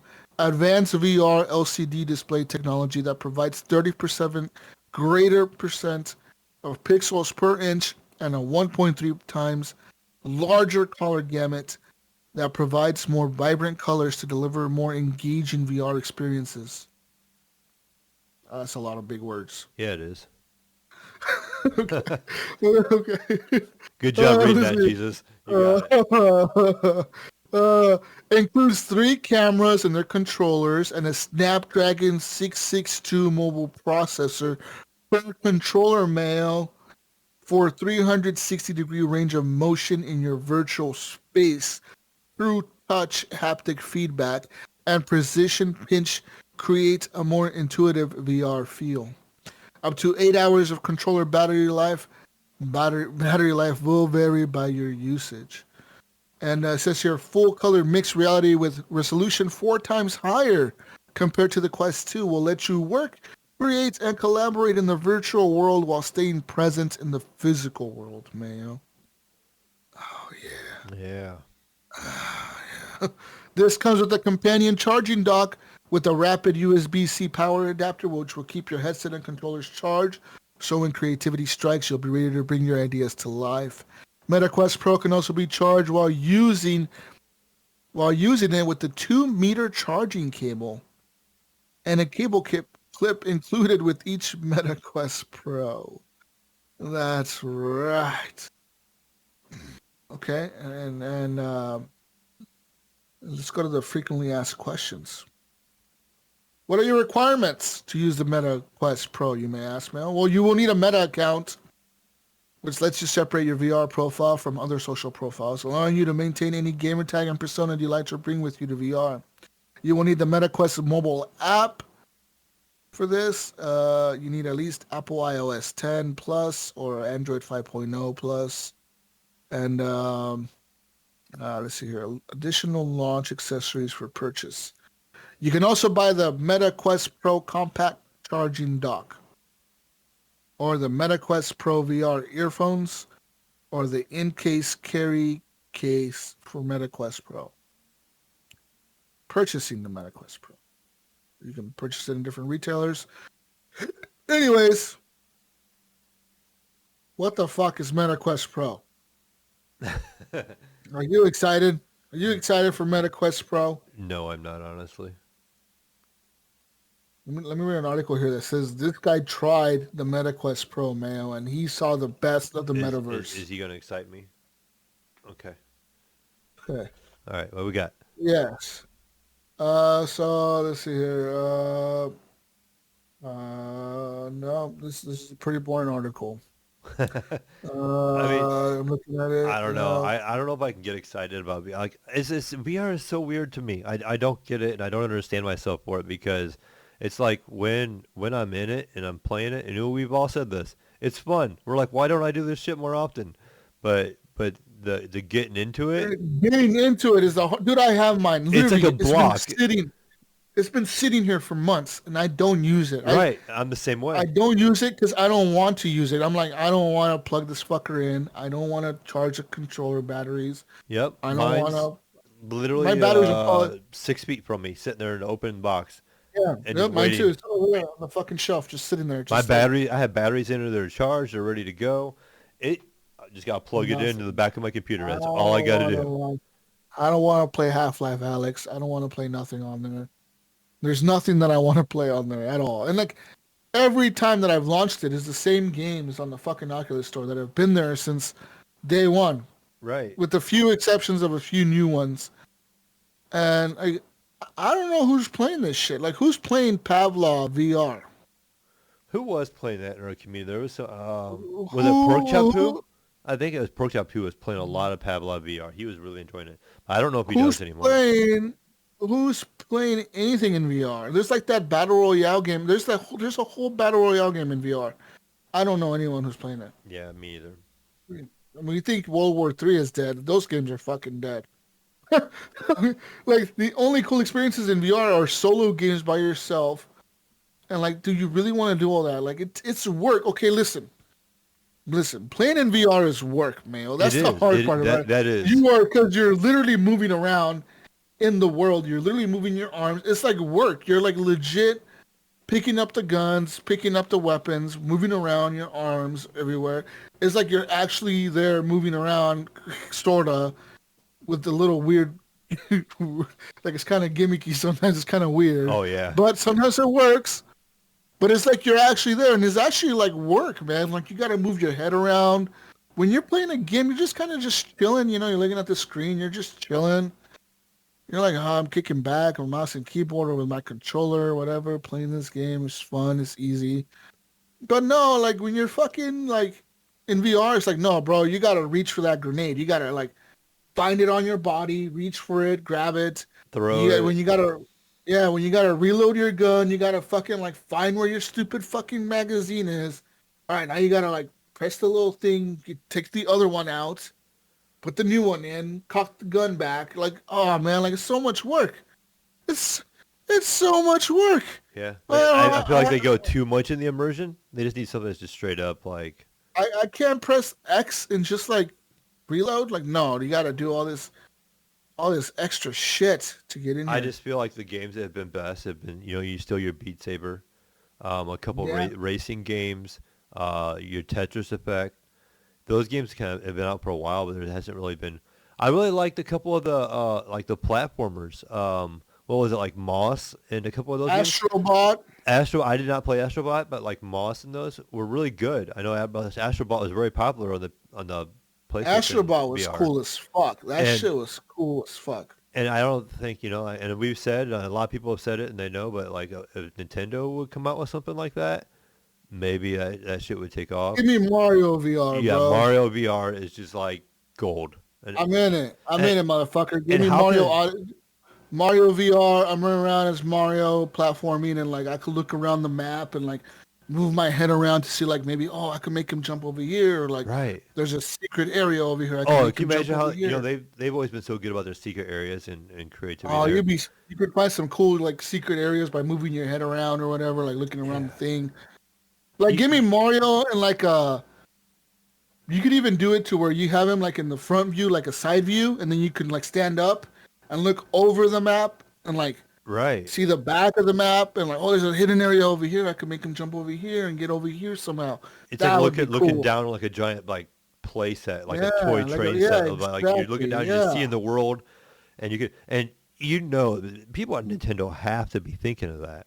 You know what I mean? And it's so weird that they haven't gone that direction at all.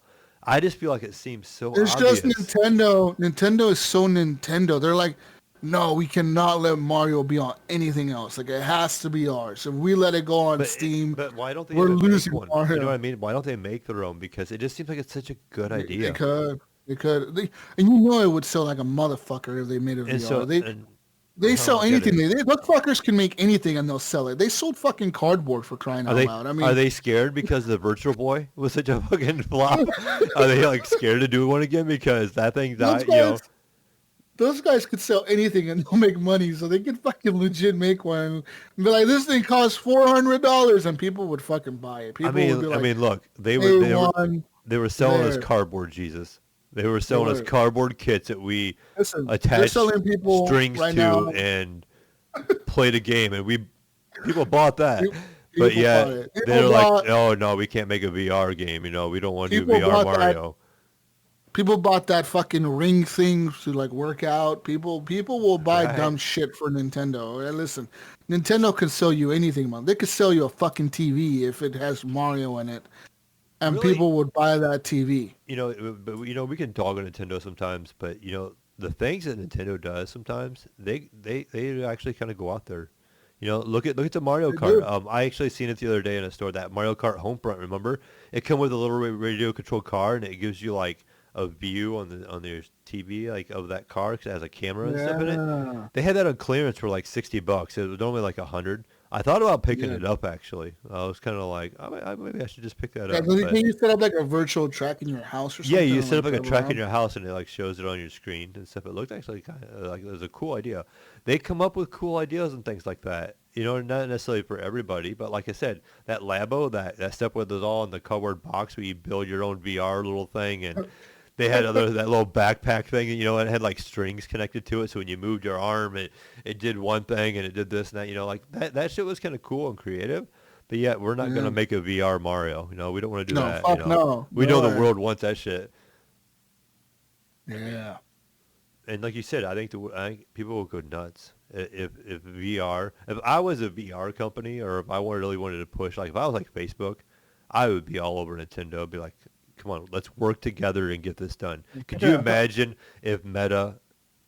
That's what they need. They need something like that, yeah. And Nintendo didn't even have to do anything except for like help license it and stuff like that, and they started making like a Mario VR game. That shit would just propel Meta. People wouldn't care then, It's $1,500. It's cheap. I got 6 of them for my 5 kids at home. Oh, that's cheap. That's a fucking value right there. Yeah, so I don't know, but I just feel like it needs to happen. I don't know why. I agree with you. They really need to make a VR platform game like a Mario, just a Mario. Even VR like Mario Kart would be sick as fuck. Can you imagine being inside the little Mario Kart thing and like being able to like grab the shells and throw them at people as you're driving by them? Or as you're driving, you see a shell flying at you. You're like, oh, whoa. you know, kind of No, thing. like you grab the bananas and like throw them out. Fuck you, And throw the banana you're out. racing, and you see those giant, what do they call them, like thwomps, and things that drop down from the sky, Yeah, and they like smash you. You're driving underneath it. yeah, You're like, oh shit, don't smash me. You know, like that'd be yeah. crazy. That would be cool, man. That Mario Kart VR would be sick. Or a big thing of fire, like a fire rings that you kind of gotta avoid. You see this big ball Yeah, of fire coming at you, and you gotta like steer around it. That'd be nuts. a Mario Zelda would be cool as fuck too. Like sword fight. Like think about it. All he does is use his stupid little shield and sword shit. Run Right. around, fucking, as Link running around the dungeons and like platforming and shit and like I don't know, fighting things with your fucking sword and your little shield. And Yeah, it's crazy. It just why haven't they done this? Come on, Metroid. Nintendo. You could do a Yeah. VR shooter in Metroid. Like Yeah, you're the fucking running around with your suit and you're fucking you could be shooting Samus, shit. right? You could have like a Yeah. HUD. So like in your VR, you would see like stuff on the side as your Yeah. HUD, and you could do like visual effects, like like how what was that one old Metroid game that was really popular? Um, I never Oh. played. I can't remember. It was like one of the first more 3D ones. I can't think of the name. I never played it, but it was really, really good. Oh gosh, I don't know if you're looking it up over there, but there was a Metroid game. There's a lot of Metroid games. Yes, I know this. It wasn't side scroll like the old traditional like first couple of Metroids, but they went with like a 3D shooter one, and I can't. I want to say it was for like the GameCube, but Metroid anyhow, Prime? maybe it was Prime. They But said it came out in 2002. yeah, but you could do something like that. If you could do like a 3D world Metroid game, that'd be a shooter. It'd be kind of fun. Yeah. So I don't know. They do a I lot just of cool feel shit. Nintendo can do a lot of cool shit. And people would buy it because it has Nintendo's name on it. Jesus. That's it. Pokemon, a VR Yeah. Pokemon game. Could you imagine like walking around an Fuck environment yeah. and finding Pokemon? Like I want to catch a motherfucking Screw- Pikachu in VR, bitch. Let screw me pet 'em. Pokemon VR. Screw walking Yeah. around in public because it's cold outside right Yeah, now. It's fuck winter. Pokemon Go. Pokemon Go is trash. Ohio winter. Let me Screw that. Let You me know. strap on my MetaQuest and run around the streets Yeah. wearing my MetaQuest. In a made-up Pokemon world. Could you imagine walking around the Pokemon worlds? These people that are hardcore Pokemon people, they would, Yeah, they dude. would, they would. Them games are Walking expensive. into like People would. having like a big ass battle in like a big ass gym stadium and like being able to like be in this big stadium and you got all these people fucking yelling and cheering for you and shit and you're like in there with your big ass Charizard and shit about to fuck up a fucking Blastoise or whatever. That'd Like, be yeah, what's cool. up, You have like a bitch? little menu system, and you'd have like a giant virtual Pikachu beside you or whatever, Yeah. and you can see like the effects. That'd be awesome. Nintendo. I want Pokemon VR now. We should Fuck- get some fuck Pokemon resumes Go. together, Jesus, and start messaging I'm gonna go Nintendo. work for like, I'm gonna go work for Nintendo and start making VR. I'm gonna be the executive producer for the new fucking Pokemon VR game. that would be lit. I mean, it really would. What have you worked on before, Jesus? Nothing. Right. I did a video game podcast, and now I'm making Pokemon VR, bitch. We're making it happen. That would be The sick, guys, though. the guys at Pokemon- Nintendo would be like, "Oh yes, Jesus, we never thought of that." you know that. Pokemon VR. Pokemon VR would be like the fucking coolest thing ever, dude. They Yeah. wouldn't even need to sell anything. They could just make a Pokemon VR headset. Be like, all this thing runs is Pokemon VR. Right. This is it. That's all it does. It doesn't do anything else, guys. It's just the Pokemon VR headset, and they would sell a That billion of those fucking you're things. you're onto something, Jesus. You know why? Because that is so Nintendo. They could just sell one of each. They could be like Pokemon VR, Mario Kart VR, Mario VR. You just have to buy a new unit every time. And they would sell it. That's the crazy thing. Just buy a new one every time. All right, motherfucker. You want to play Next. Mario Kart? You got to buy the new one. Next Christmas, it would be like top selling consoles: Mario Kart VR, Mario VR, Pokemon VR, PS5, Xbox, and then the Switch.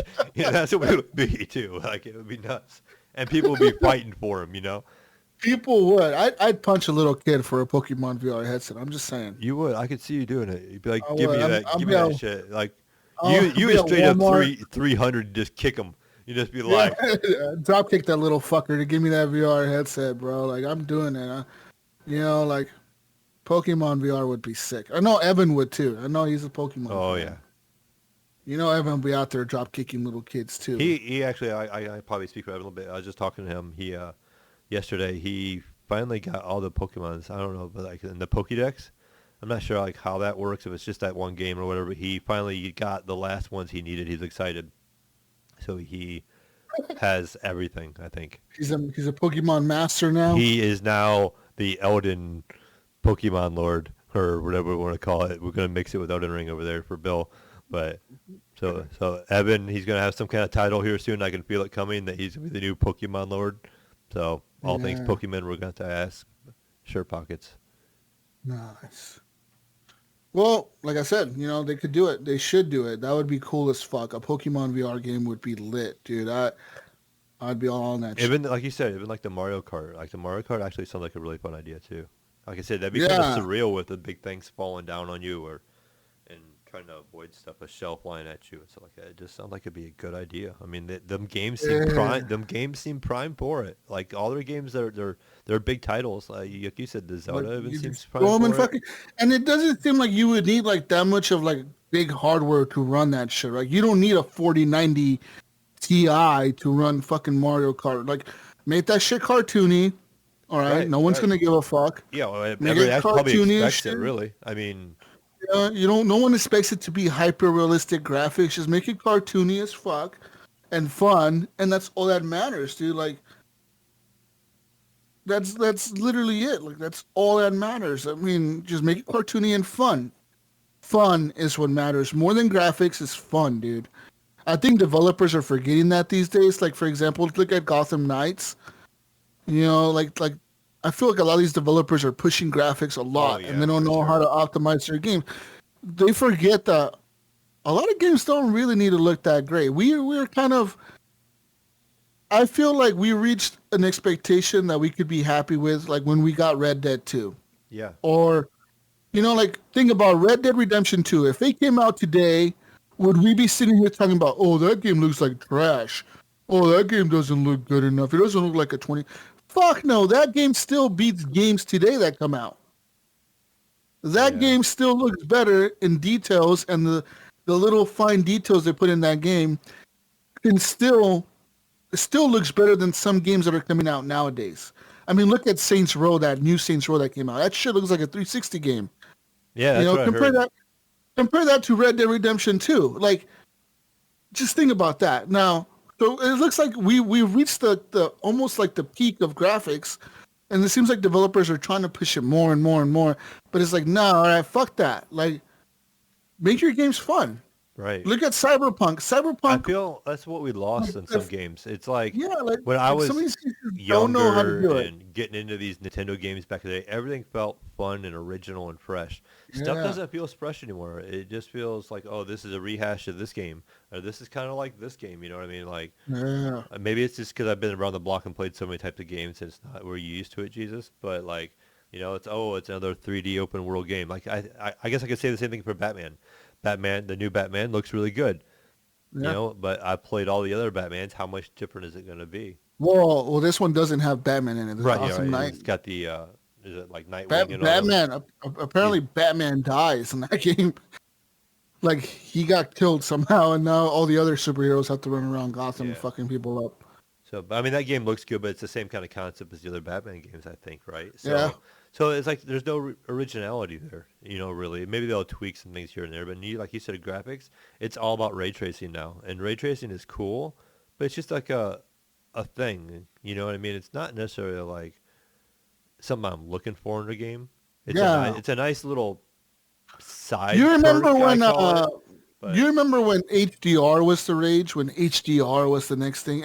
Like back in like 2015, 2014 when HDR started coming out on games, and like TV started using HDR, and people were like, "Oh my god, HDR changes everything. HDR is the like, dude, who the fuck cares? I really don't give a fuck." You know what I mean? Like, I have HDR on my monitor and on my TVs, and it's like, yeah, the colors look better, but like, Does it really change much? You know, like ray tracing makes games look more realistic because the lighting looks more real or whatever. But like, really in Cyberpunk, if I turn it on and off, I'm like, whatever. The game still looks fucking good without it on. And play it a little bit without it off, you're like, this game looks good. You know, you don't even realize, you don't care. Yeah, like the game doesn't need it. Yeah, so well, who knows? I know Cyberpunk right now is like the one game that like no graphics card can run really good. Even like I'm talking like they're even saying like 4090s, dude. They still can't run Cyberpunk at like max 4K settings and shit. Like getting, solid like frame rates, like really good frame rates. They just can't. Like that game is like the new Crisis. Yeah. We'll see whenever the fuck they optimize it enough. And like they even recently Cyberpunk pushed out a new update that adds even like more ray tracing to the game or whatever. And like apparently that really is like impossible to run on like some cards. Like me, dude, like playing Cyberpunk, I try to fuck around and turn on ray tracing. But my shit on certain I know, right? Like it would run like at 40 frames maybe 35. When it would go into a cutscene when shit was wild and cutscenes were going, no, dude, that shit would it's like a slideshow. It was like 20 frames, 15 frames. I'm like, Jesus, dude, like this is insane. Like this is terrible. What the fuck is going on? So yeah, I don't know. We'll see. Last piece of news, meta news, some more meta news for the metaverse. So, metaverse is still a thing, Mayo. It's supposed to be the hype of the new gaming world or whatever, right? VR metaverse world. Right. Well, unfortunately, for this new vision of Meta and their metaverse, internal documents featured by the Wall Street Journal show disappointing results, with users and the overall gaming community not showing as much interest as Mark Zuckerberg had intentionally expected. It says here the report mostly discusses the statistics of Meta's flagship metaverse application, Horizon Worlds. The major takeaways are that Meta's flagship metaverse, Horizon Worlds, is toiling hard to attract less than half of the targeted monthly users, as revealed by internal documents. According to the report, most players do not even visit the app after 1 month. Most user-created worlds are either barren or they never even visited. Less than 1% ever even create a world in the metaverse. The company has lost over $700 billion in market value since its pinnacle in September of 2021. Wow, that's a lot of money, dude. As per the internal documents, Meta originally set an objective of accumulating 500,000 monthly active users for Horizon Worlds by the end of this year, Mayo. However, in a few weeks, the numbers seem to have dropped all the way down to 280,000 monthly users. The documents reveal that the current total was less than half the target, a mere 200,000 monthly active users. Overall, the player count has been plunging since spring of this year. Horizon Worlds has been struggling to attract and retain their users. Players do not revisit the application again after the first month. More than half of the purchased Quest headsets are also no longer used after 6 months of usage. We were just talking about that, like us, we don't use them. We fit right in, don't we? Yeah, we are part of the statistics here. Most of Horizon Worlds' user-created worlds are mostly barren of users. Internal statistics in the document also unveiled that only 9% of the virtual worlds built by the community are even visited by 50 or more people. Moreover, only less than 1% of players contribute to building user-created worlds. Most of the worlds never receive any users at all, leaving them desolate and barren of any sign of life. Horizon World also does not appear to have worked out for professional purposes. When it comes to interactions, users do not take the things seriously, and they often harass other people that are trying to work. Wow. The document cites a female journal reporter visited one of Horizon's most popular virtual worlds, the Soapstone Comedy Club. It had about 20 users in it, all appearing as avatars. When the reporter introduced herself and tried to conduct an interview with the small group, one user replied, quote, "You can report on me, baby." Wow. It continues. The same user then asked her to expose herself. One user who was flirting with the woman in the crowd was interrupted by what appeared to be his real-life girlfriend, yelling stuff at him in the background. He was like one of those PlayStation controllers where it's like a mic and he didn't realize it was on. You know? He's in VR trying to hit on a girl, and his girlfriend's in the real world. Like, what the fuck are you doing, you fucking dumbass? The metaverse is also not lucrative like all other social media. It doesn't allow for opportunities to pursue brand endorsements, among other options like Meta's Instagram and TikTok. However, Meta funds some of the worlds with support payments, but it is not viable when the active user base is low. Virtual worlds are not the reason for the failure of Horizon Worlds, evident by the success of VR in the general area of gaming. The hard access, lack of features, and objectives appear to be a downfall for it. The metaverse appears to have adhered to a steep decline, but it does not necessarily mean it will stay that way in the future. Future updates and more features may just end up putting Horizon Worlds back in the limelight. However, a lot of enhancements need to be made for such a scenario. The company has already lost over $700 billion in market value since its apex in September of 2021. And yeah, so there's that. I mean, that's insane numbers. So they've lost $700 billion in a year, Mayo. And like, how much more money do you think Facebook or Meta or whatever is going to pump into this shit? Like, yeah, they can't pump too much more, I think. Because like, I don't feel... Like, at what point is Mark Zuckerberg going to be like, all right, bro, we put in like $2 billion into this shit. Like, okay, we can't do this no more. Like no one's taking this seriously. Like, companies aren't using this to work. We're not getting any hype. We're not. The people nobody's in the metaverse. No one's in the metaverse. The metaverse is like right now, me and you could go in the metaverse, Mayo, and probably be metaverse gods because we could just build all the metaverse worlds. And when the metaverse takes off, we'll be billionaires because we'll have all the metaverse worlds. Right. What maybe we should do that. What was like virtual land? Weren't people like selling like virtual real estate or something like that? Like, we can go in there, Jesus, right now is the time to buy. And go in there, we'll buy all the worlds, and then we'll just And then we're gonna make a bunch of money, Jesus. We're gonna then go buy Nintendo, and we're gonna make a real VR headset and sell Nintendo games. Our ultimate goal is to just buy Nintendo out. Yeah. That's insane. So we can get VR Pokemon. Just for one, like the one thing we want is VR Pokemon, and we do all this shit just to get that.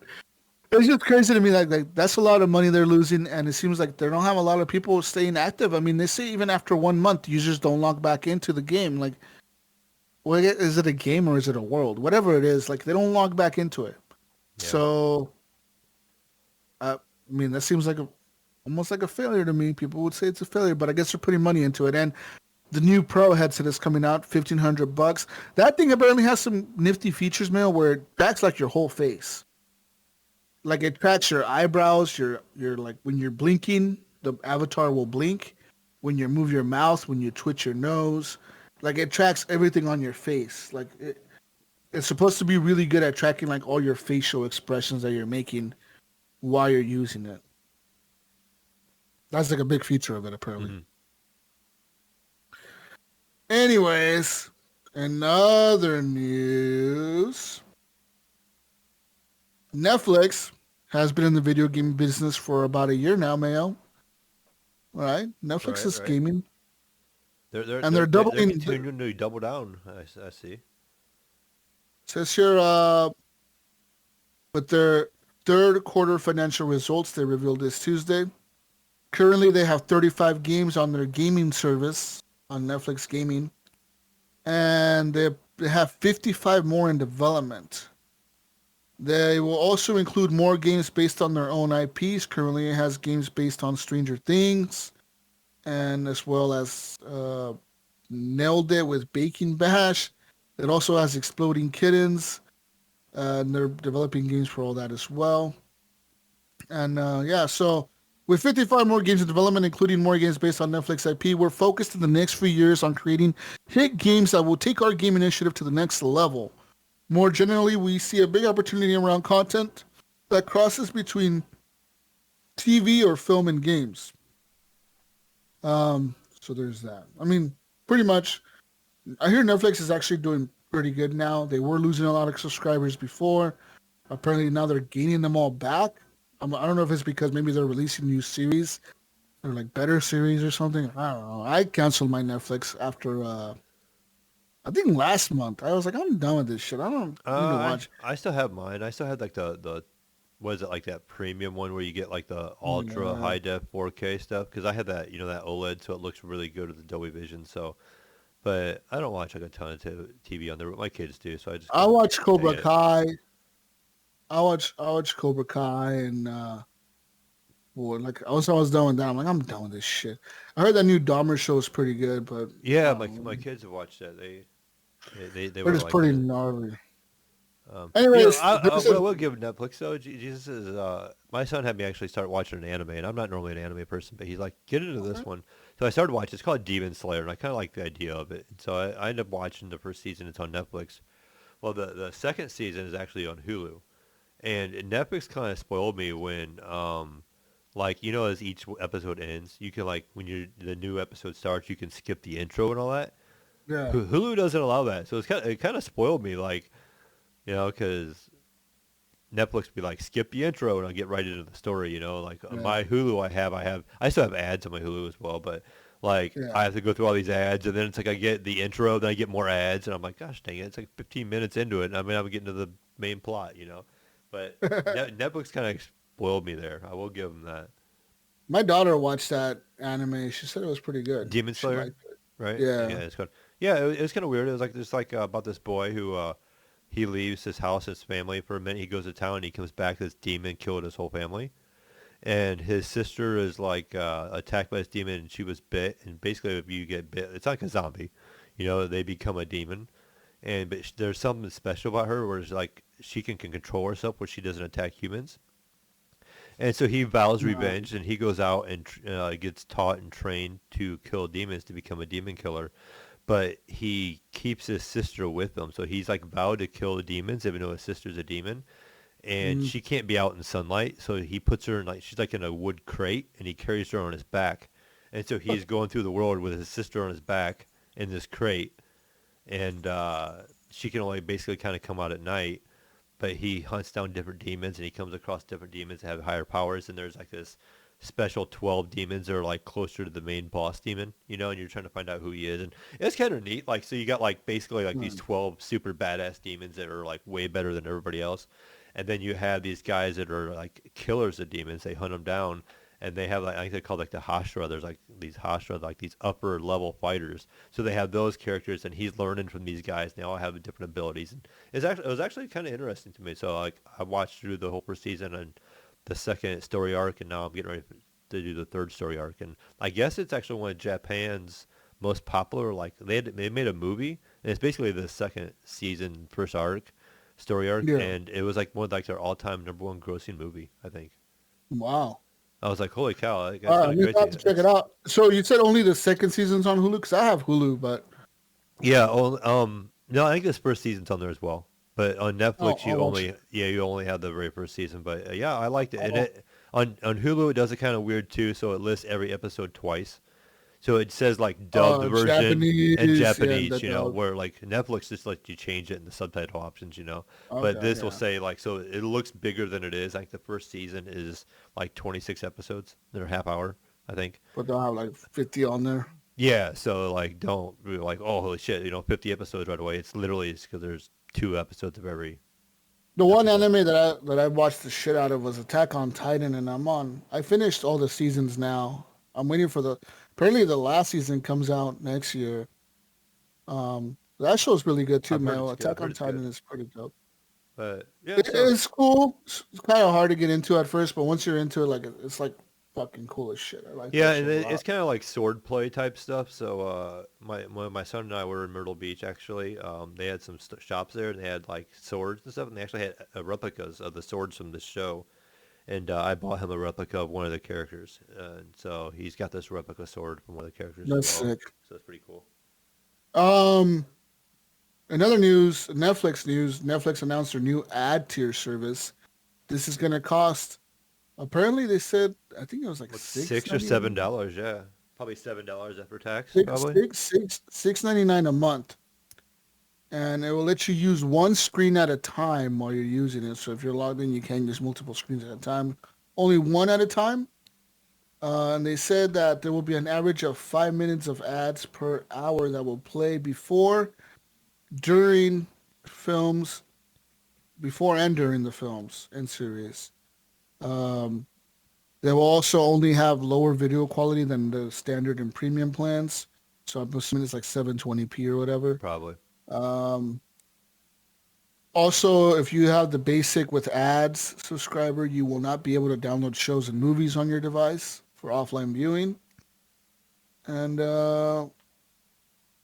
And also, some of the stuff on Netflix's catalog will not be available to you. So if you sign up for this ad plan, they say about 10, kind of rough. They say about 10% of their catalog content will not be available to those users because they don't have the rights to show those programs with commercials. Weird. Like, that's kind of weird. That would be kind of rough because they say, Jesus, like, you get rid of your Netflix and be like, okay, I want to get Netflix to watch such and such series. Yeah. And then you pay for a month, and then you're like, it's not even on there. You know what I mean? If you got the cheaper one, you'd be like, damn it, how are you going to check? Yeah. You know what I mean? It's weird. They said that the people who sign up for this ad tier will also have to provide their date of birth and your gender, as Netflix plans to target the ads for the users. And while this will be less expensive than competitors' ad plans, like I think Hulu is like $9 a month with ads or whatever, it says here that Disney Plus and Hulu ads planned will be both $7.99 per month when Disney Plus ad tiers launches in December. While you can add Disney Plus, Hulu, and HBO Max with ads, or actually HBO Max is going to have an ad version themselves for $9.99 a month. I don't know. Hulu has an ad plan right now. Theirs is like $8 a month for just Hulu, but they plan to add the Disney Plus and Hulu. Oh, Disney Plus is going to have an ad tier for $8 a month, and HBO Max is also going to have an ad tier for $10 a month. I don't know. I could not watch.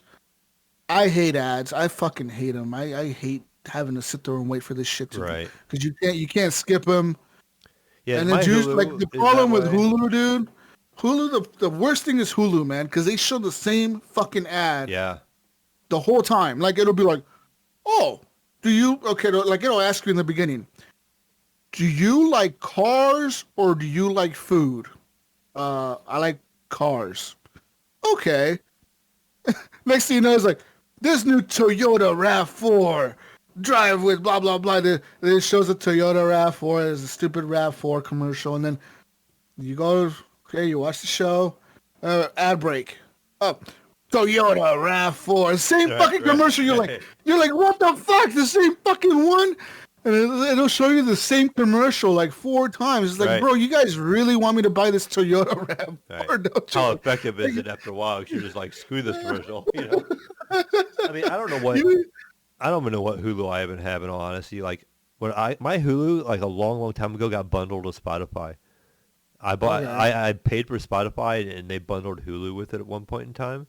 And I've just never like bothered to like buy Hulu. So like, but I get like a 2-minute ad when I open some of the animes now. I'm like, are you fucking kidding? 2 minutes, really? Like, and like you said, it's the same ones. It's like it'd be like 3 ads or 2 ads that are like a minute long, and it's the same ones. I've been getting one for the new Mustang actually, which is cool because that's a nice car. But I'm tired of seeing it.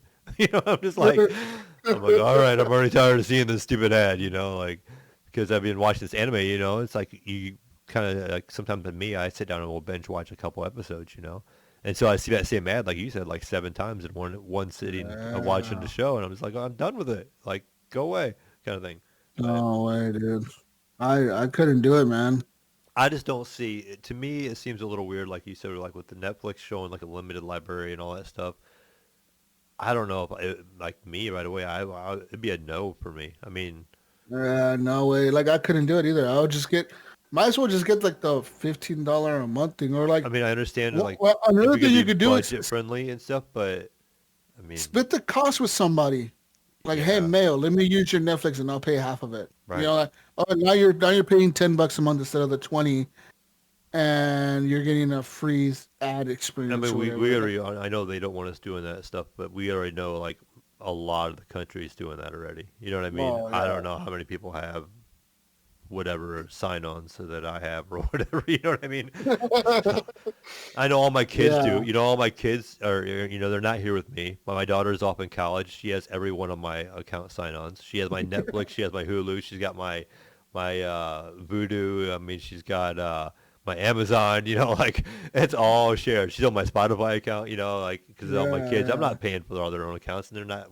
They can't afford to pay for their stuff all the time either. So, because they're young and starting out, so they just it's yeah. sharing all that stuff. Yeah, like I said, I canceled my Netflix, and I'll get it probably again, and I don't know, whenever the new Cobra Kai season comes out or whatever the fuck I want to watch something. I thought about getting it for that Dahmer show, but I'm like, I'll just wait. I'll just wait. I might I'll know. watch it in I the might know year. somebody that might be able to help you out, Jesus. Oh, okay. Another news, last piece of news that I have for you, Mayo, for all your PS5 users out there. Um, PS5 Pro dev kits have been spotted in the wild. Oh, nice. They've been making their way to studios. Um, Says here the upgraded PS5 is not to be confused with the recently leaked PS5 featuring a detachable disk drive. That PS5 apparently will feature the same specs as the current console, and that one has been rumored since as early as 2021. Earlier this year, AMD sparked speculations by mentioning the development of a next-gen console chip nearly 2 years into the current cycle. This was followed by a presentation delivered by television manufacturer TCL, in which the company said that it expected the PS5 Pro and Xbox Series X upgrades to be released in 2023 and 2024. Um, so there's that. I mean, there's no other rumors about what's in it or what's going on. It's just that apparently the dev kits have already gone out to some studios. It's kind of funny. So I guess it's really impacted me. Something from you, Jesus. You introduced me to a podcast one time, and it was called The Mm. Darknet Diaries about the breaking into the Xbox thing. Oh yeah, the Xbox And headquarters every is every stealing time I their hear Xbox. dev kits, because remember they got a hold of old motherboards, like they were in the trash, and Yeah, they were dev kits, and they had all this password information. And every time I hear the word dev kit now, I think about that. Like that was such a good yeah. little podcast series, a story That about that that. people listening to this show, go listen to the Darknet Diaries. They got a really cool I want to say it's like what 4 episodes long maybe, where they talk to these guys that legit I like think it was went only into. 2 episodes, but they were like an hour long each, so it was like two Yeah, hours these of guys legit went into Microsoft with like fake badges and shit. stole an Legit, Xbox like just walked prototype. into the mic, just walked into the Microsoft headquarters with like a fake Microsoft badge on. Walked right past security, right past everyone working. Walked into the Microsoft building and like stole an Xbox 360 when they were making them, like developing them, and Was it a they 360 just or was it a one? no, or was it the Xbox? One of the two. Was the Xbox One or the Yeah, 360? I don't but it remember, was, but and they just fucking walked in and took it. They just like walked in, fucking grabbed it and put it in a backpack and took it home. And like they had a fucking like a unlocked fucking Xbox 360. Like this thing had like nothing on it. Like it was just the 360 dev kit. They could do whatever they wanted with it, and that's yeah, how and they started getting these into guys. other accounts and Yeah, these got guys into were the ones Epic. that they were the ones that stole the well, they sold the JTAG Xbox because they learned how to JTAG the Xbox. They were like, oh, we know how to do it now. So they were the ones that were making all these JTAGed Xbox. Was them? They were the ones who invented that shit. And they were like, yeah, dude, we were making lots of money just selling these JTAG Xbox that people can hack and like fucking do whatever they Because wanted with it. But remember yeah, in the story too, the one that they had stolen was they put it on eBay or somebody put it on eBay, and that's when they figured out like what the hell, like how is our prototype console on eBay for sale? Like yeah, like could you imagine just the look of Microsoft's face and stuff, like when somebody sees this thing on eBay, legit, like everything they is hacked right. into Epic, stole everything from Epic. They like legit had like all these do you shit. think Like they it's nuts. did a double take? They're like, oh, that shit can't be right. And then the more they look at it, they're like, oh, that looks right. That looks right. Wait a minute, that looks what the hell? How the hell did this happen? You know, like how the fuck did they have our 360 on the fucking eBay site? And then that's insane. And then and it's crazy because these guys just did it. They were just and everything. Yeah, they were just like kids. Fucking what? Like kids. People, they were like in their they were teenagers, right? They just walked into.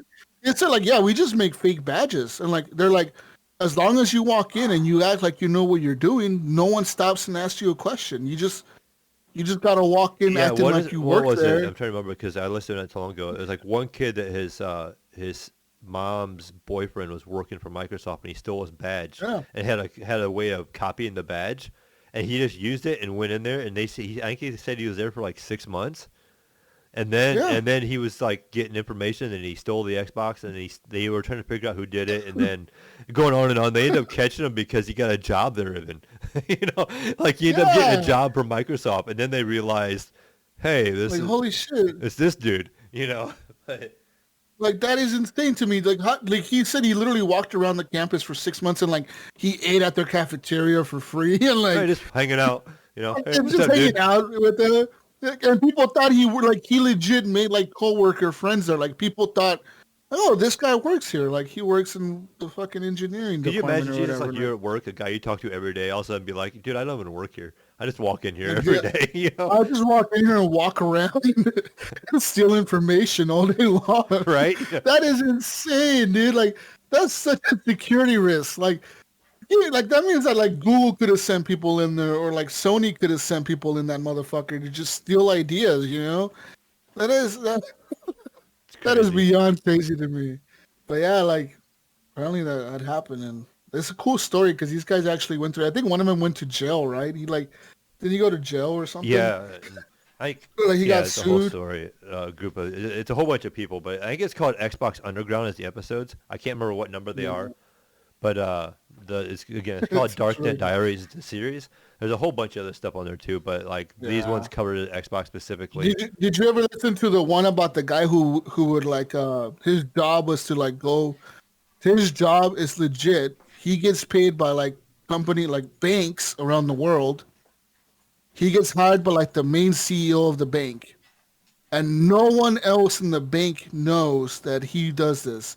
So he'll get hired by like a CEO of like, I don't know, whatever bank, right? And his job is to fly to that country, go to that bank and act like he works there and be able to steal all their information from the bank. Wow. Like, and that's his job. Like that, that's his job. He's like, my job is to break into banks, steal all their money and try to get out without getting caught. And then my job is to then go back to the CEO and show him, hey, this is where you're vulnerable. Like, you don't have this lockdown, or you don't have security in this location, or you don't have, like, people asking for badges here, or, like, no one stopped me and asked me for my badge when I was going to walk into the vault here.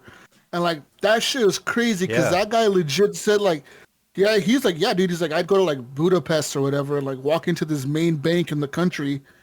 And, like, my job is to go in there and I'll hack the computers, and now I have access to everyone's bank account. Like, everyone. He's like, I could transfer all this money in like 10 seconds if I want to anything in the world. Like, I could transfer it to like Switzerland, anywhere. Like, I could just all this money's gone. And he's like, I could just do that. And that's his job. He said one time he got like arrested by the cops, like legit arrested. And he's like, I cannot break my cover. He's like, I cannot tell them that I'm working for the bank. Like, they legit arrest me. Wow. And I go to jail, and like he has to like until like the CEO goes in there and tells him like, no, this guy works for me, like this motherfucker can't break his cover, dude. Like, that's his job. I'm like, that is a crazy job to have, dude. It's like those people that, I don't know if you ever heard of the people that like go to prisons and their job is to see if they can break out of the prison. No, I haven't heard. Like, that's their fucking job. Like, their job is to go into a prison, act like a real prisoner, and you see who you could break out. They go to like these max security prisons or whatever, and their job is to like break out. The people that do this type of work, man, I was like, that's crazy as fuck. How do you even get into that line of work? Yeah. Oh yeah, I'm gonna break into banks for a living and be like a fucking Mission Impossible movie and just break into banks the whole time and see how much money I can get out of these fuckers. That is crazy. But yeah, that's what that guy does. He hacks banks. He'll like, go into them and like stick USB drives into the computers and like hack him, dude. Just fucking get information from the fucking tellers and stuff. And he says it's surprisingly easy. Like how many times he's like, you could just fool people by acting like you know what you're doing. All you gotta do is walk in there and say, "Oh, I work for IT department, and corporate send me here to fucking whatever to like update your computer systems or whatever." And he'll walk in, and the fucking managers will walk him to the computer station, the server, and they'll just let him in. Like, all right, bro, get in there.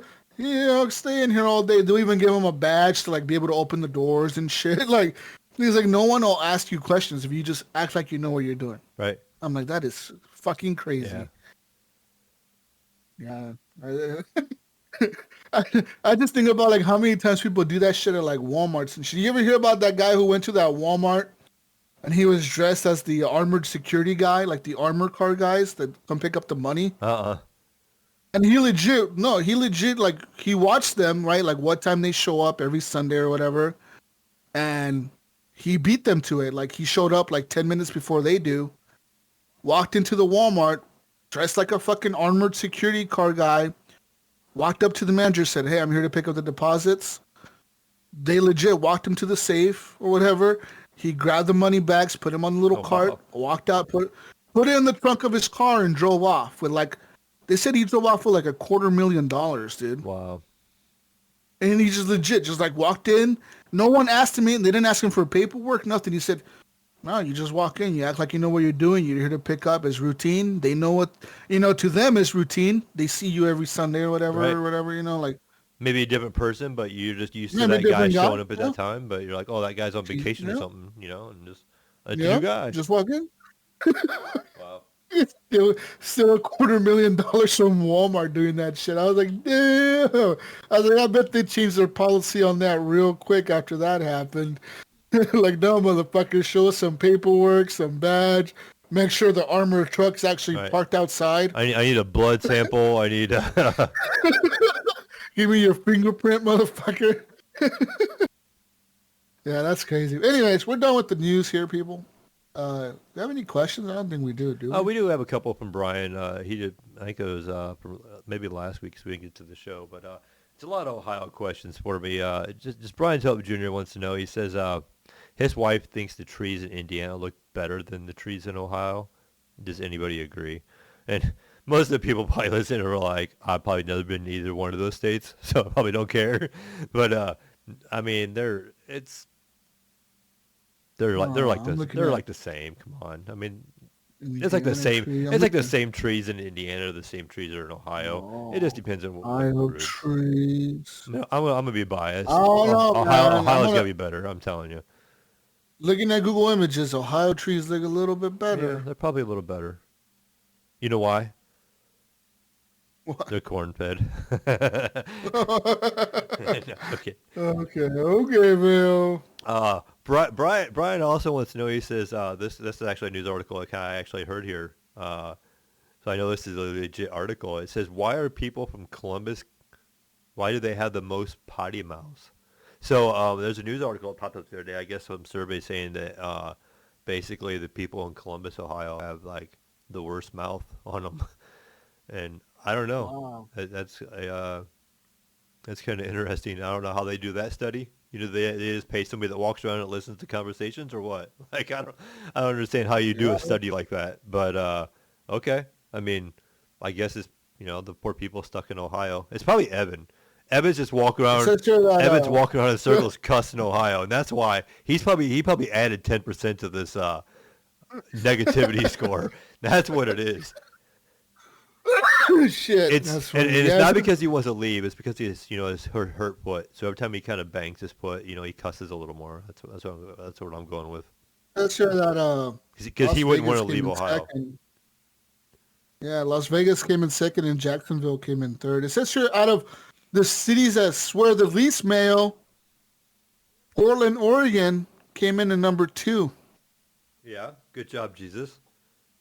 We swear the least. Yeah, fucking right. They haven't heard me, Right, I honestly. say you swear way more than I do. Yeah. But you know what Anyways, I want to see? I want to see an international one. I want to see where Canada ranks. probably like the lowest country Right. in the world is Canada. They're the friendliest. Right. Oh, hey, guy. Oh, so, what country apologizes the most? Right. Canada.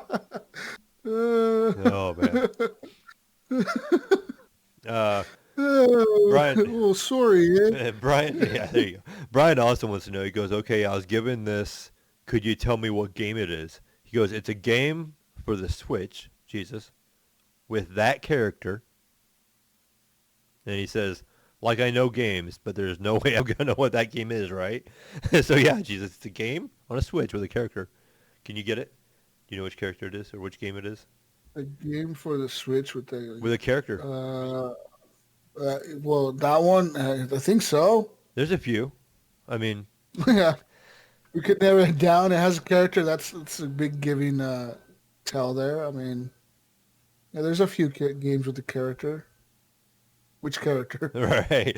This is how Gunny describes games. Yeah, There's that it one is. game, guys. You know. There's that one game that has the cars. You drive. There's a Okay, there's a Gunny. road and Gunny's the worst at that shit.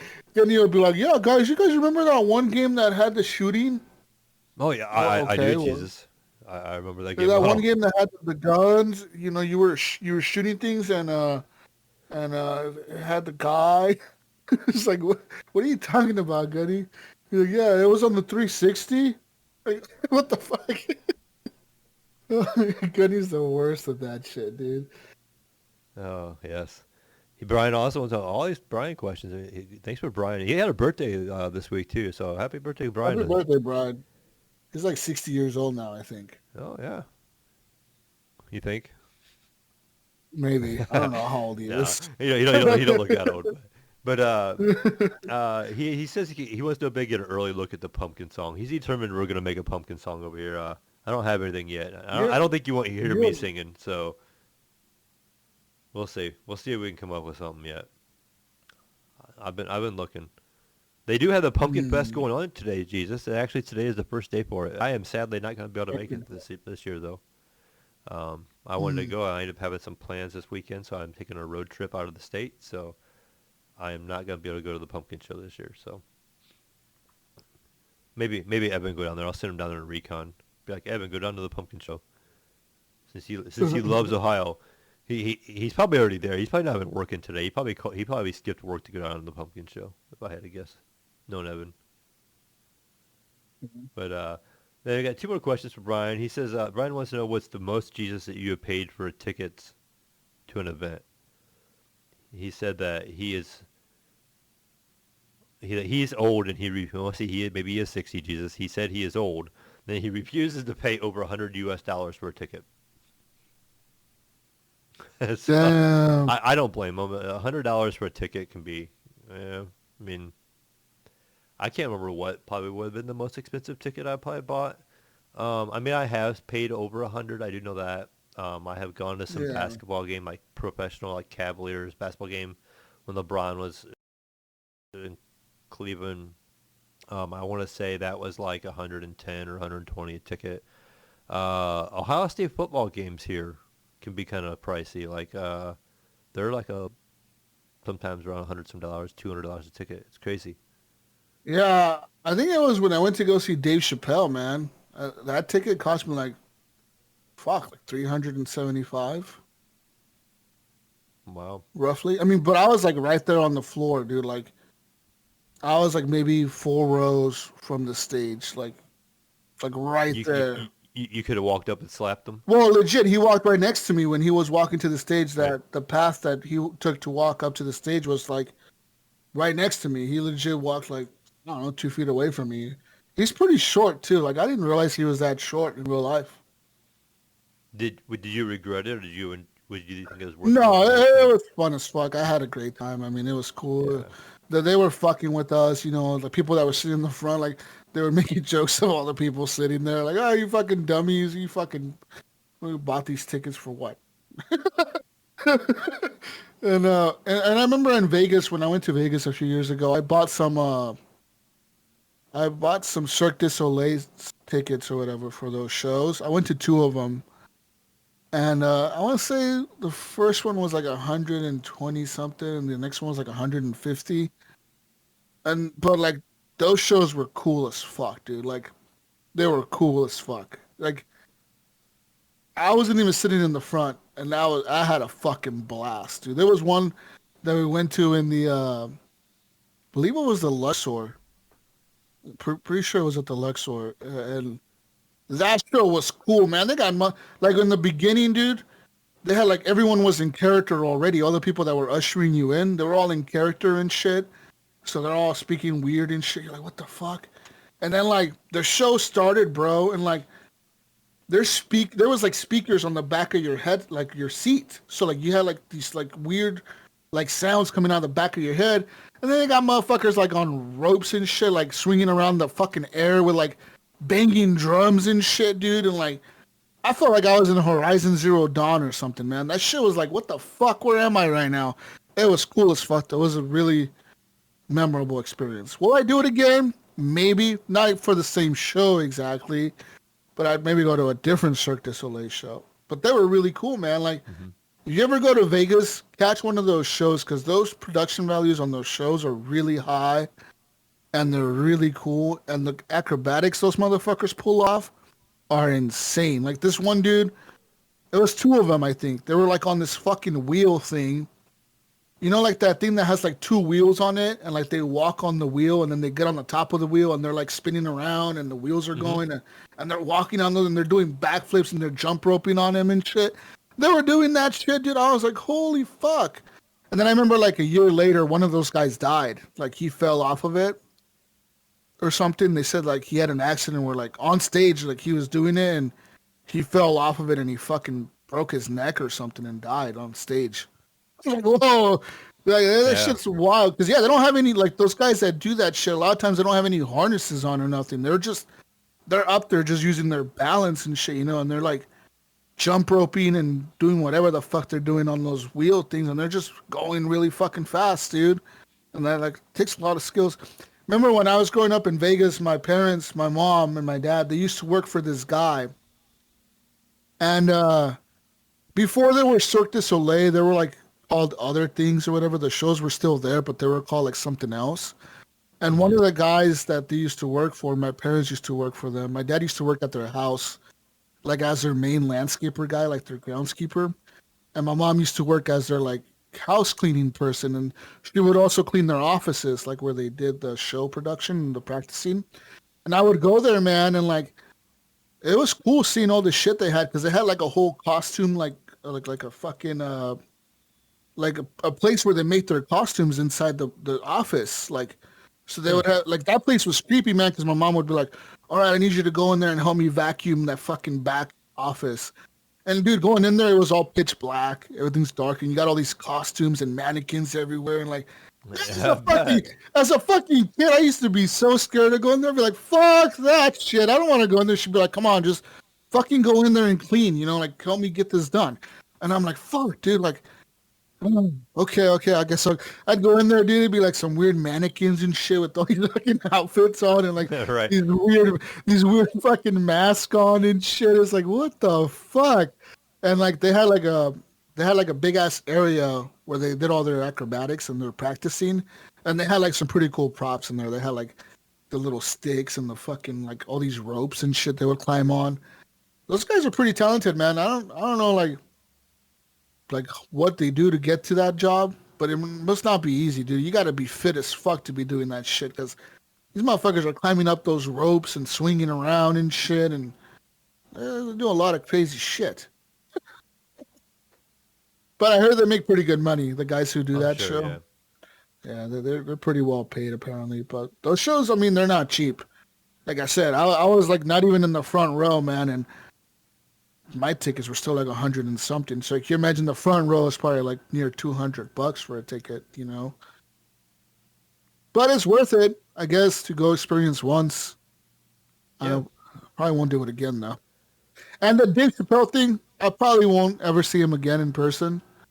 And next time, if I ever go to like a comedy guy that's that big, I probably won't buy those front row seats. Because, I mean, it was cool seeing him that close and being right there, but like at the end of the day, I would have heard the same joke sitting in the back. Yeah, like you know, I say it's the same experience no matter where you're at, really. Except you're closer to them. Yeah, that was the main difference, like I guess I could sit in the front or sit in the back. It really doesn't make a difference. Well, I guess you could be like on the front. You'd be like, "Oh, I heard him better," instead of the back. What did you say? Well, No, I'm not really. I mean, yeah, I know that's how you get. He's got a microphone and everything. They're on a mic or whatever, so it's like whatever. But I mean, it was cool. It was a cool experience, man. Seeing Dave Chappelle growing up, it was like my guy, man. That guy is funny as fuck. Nice. One last question from Brian Jesus, and I really don't have an answer for this one. He says, "What's the craziest road sign that you've seen?" I can't really. I don't know. Like I've seen road signs. I don't remember like anything. What do you mean, like the flashing, like the construction ones, like saying weird shit or what? Like, I think he's more like advertisement kind of sign. He said he's seen like a church sign on a back road in Indiana, probably like advertising like a church or something like that. But like just like a random weird sign or something like that. I don't know. I've seen like stuff online, like some joke type ones that like where one company will have like their logo and another one will have their sign above theirs and they'll make fun of the other one or something. I've seen those. It would probably be the craziest ones I've ever seen. But I've never really, I don't remember seeing them in person or nothing really, so nothing really jumps out. But I do remember seeing some online where like, or, and I don't know if they're Photoshop. You ever seen the ones that they seem like they kind of work together? Like both signs combine to say something inappropriate or something, But I don't know. That's probably some Photoshop work. But yeah, so I don't know. I haven't really noticed anything or remember anything in person. Yeah, I can think of one. I see a lot of signs, but I don't really get anything weird or anything crazy. I mean, some of them are kind of funny sometimes, but that's rare. Yeah. Like I think I saw one the other day. Like it was an Arby's and it was making fun of McDonald's. Yeah, right. It was making fun of their McRib or something like that. It was like, what the I fuck? did see that. And they see have that one? here at our Arby's as well. I can't remember how they worded it, but basically like saying it's like a real rib or something like that. Or Yeah, not the fake shit Yeah. from like McDonald's. yeah, they called out McDonald's specifically. It was like, or they maybe called out the McRib. It was like the real Yeah. McRib, or we use real pork, or it was like I can't remember what it was, but yeah, We use real ribs or something Yeah. like that. Some the weird real shit. ribs. I saw that. I kind of laughed when I saw it. I was like, damn, that's pretty fucked up. That must have been something that they came up for like a national thing apparently. But yeah, I don't know. I mean, other than that, like I don't ever think of like seeing weird Yeah, signs same. like an actual like or like a street sign that's weird. Not really, no. Yeah, there used to be a shop as like a privately owned like shop, like almost like a Body repair shop? shop, not like a car shop or like just like some kind of repair shop of some form. And he would Okay. take popular slogans off the internet and put them out there on his Okay. sign out front. And it would just be fun to go by and read whatever randomness. And some of them would be just really funny. And I don't have any examples anymore because I haven't been out that way in a while. But it'd just be like these random signs, like this random quote. And you'd be like, oh, that's actually kind of funny or ironic or something like that. But it's been a while since I've seen those. Nice. But that's it. Jesus, that's pretty much all the questions we got. All right. Well, that's all we have for you today, ladies and gentlemen. Thank you for listening. We're out of here. Find Gunny on everything that's Gunny Chief. Find me on everything that's Jesus Walkstar. Where can people Oh, find you you, can find me Mayo? on Discord and everywhere is pretty much just the Mayo one. And I'm going to be playing Call of Duty Modern Warfare, so don't bother me for the next 3 days. Oh, I see. Okay. That's all I'm going to be playing. I mean, really, like I'm going to be playing that campaign. Yeah. Because I heard if you beat the campaign, you get like some kind of weapon skin or something. That's what I heard, maybe. Nice. We'll see. Dude, that game, I'm going to be playing so much of that game. Like, Mayo, I'm sorry, for the next year, for the next 6 months, it's going to be nothing but Call of Duty. Call of Duty, man. Well, Evan told me he That's said it. he's tired of hearing your Battlefield talk, so he's gonna be happy you're playing Call of Duty. He's like, oh, finally something I like. Evan went hard last time with Call of Duty. The Yeah, platinum you did. guns or whatever. Yeah, he got everything. I thought I fucking was doing Yeah, I pretty heard good that 'cause wasn't I got easy. like I heard that wasn't an easy task. No, it wasn't. I got like a few guns planned. This motherfucker got like literally everything, the riot shield, everything planned. I'm like, how the fuck did he do that? He must have literally been playing Didn't that he thing get like a bunch of nonstop. Damascus weapons as well, or something like that? Isn't that the next Yeah, level? yeah. And then Obsidian is like after that, Yeah. but yeah, crazy. Yeah, because you get like Damascus is after you get platinum, but you have to get platinum on everything to get Damascus. So I'm talking, he got platinum on like his rocket launchers. Is there a knife or something like that too? Yeah, his fucking throwing knife or his knife, he got platinum on that. He got platinum on the riot. Like, there's no way. How the fuck you get platinum on a riot shield, dude? You'd have to get so many kills with the riot shield. That's insane. Like, I don't know how he did it. That dude he must be a beast at Call of Duty. I don't know, man. We'll see. I'm just saying, we playing the fuck out of Call of Duty, and Brink's gonna be on it. I'm gonna be on it. Iams is definitely playing I'm it. sure. I probably won't never play with. But... I'm sure I'll never play with Iams because that fucker never plays with it. Literally the other day, right? Me and Brink get on Battlefield, right? I'm playing Battlefield. I see Brink comes online. I'm like, yo, Brink, get on Discord. He gets on Discord. I'm like, hey, man, I'm going to send you an invite right now. Okay, we back out to the main lobby. I invite Brink. He joins my party. I'm like, oh, look who's online. Iams is online, and he's playing Battlefield Conquest or whatever.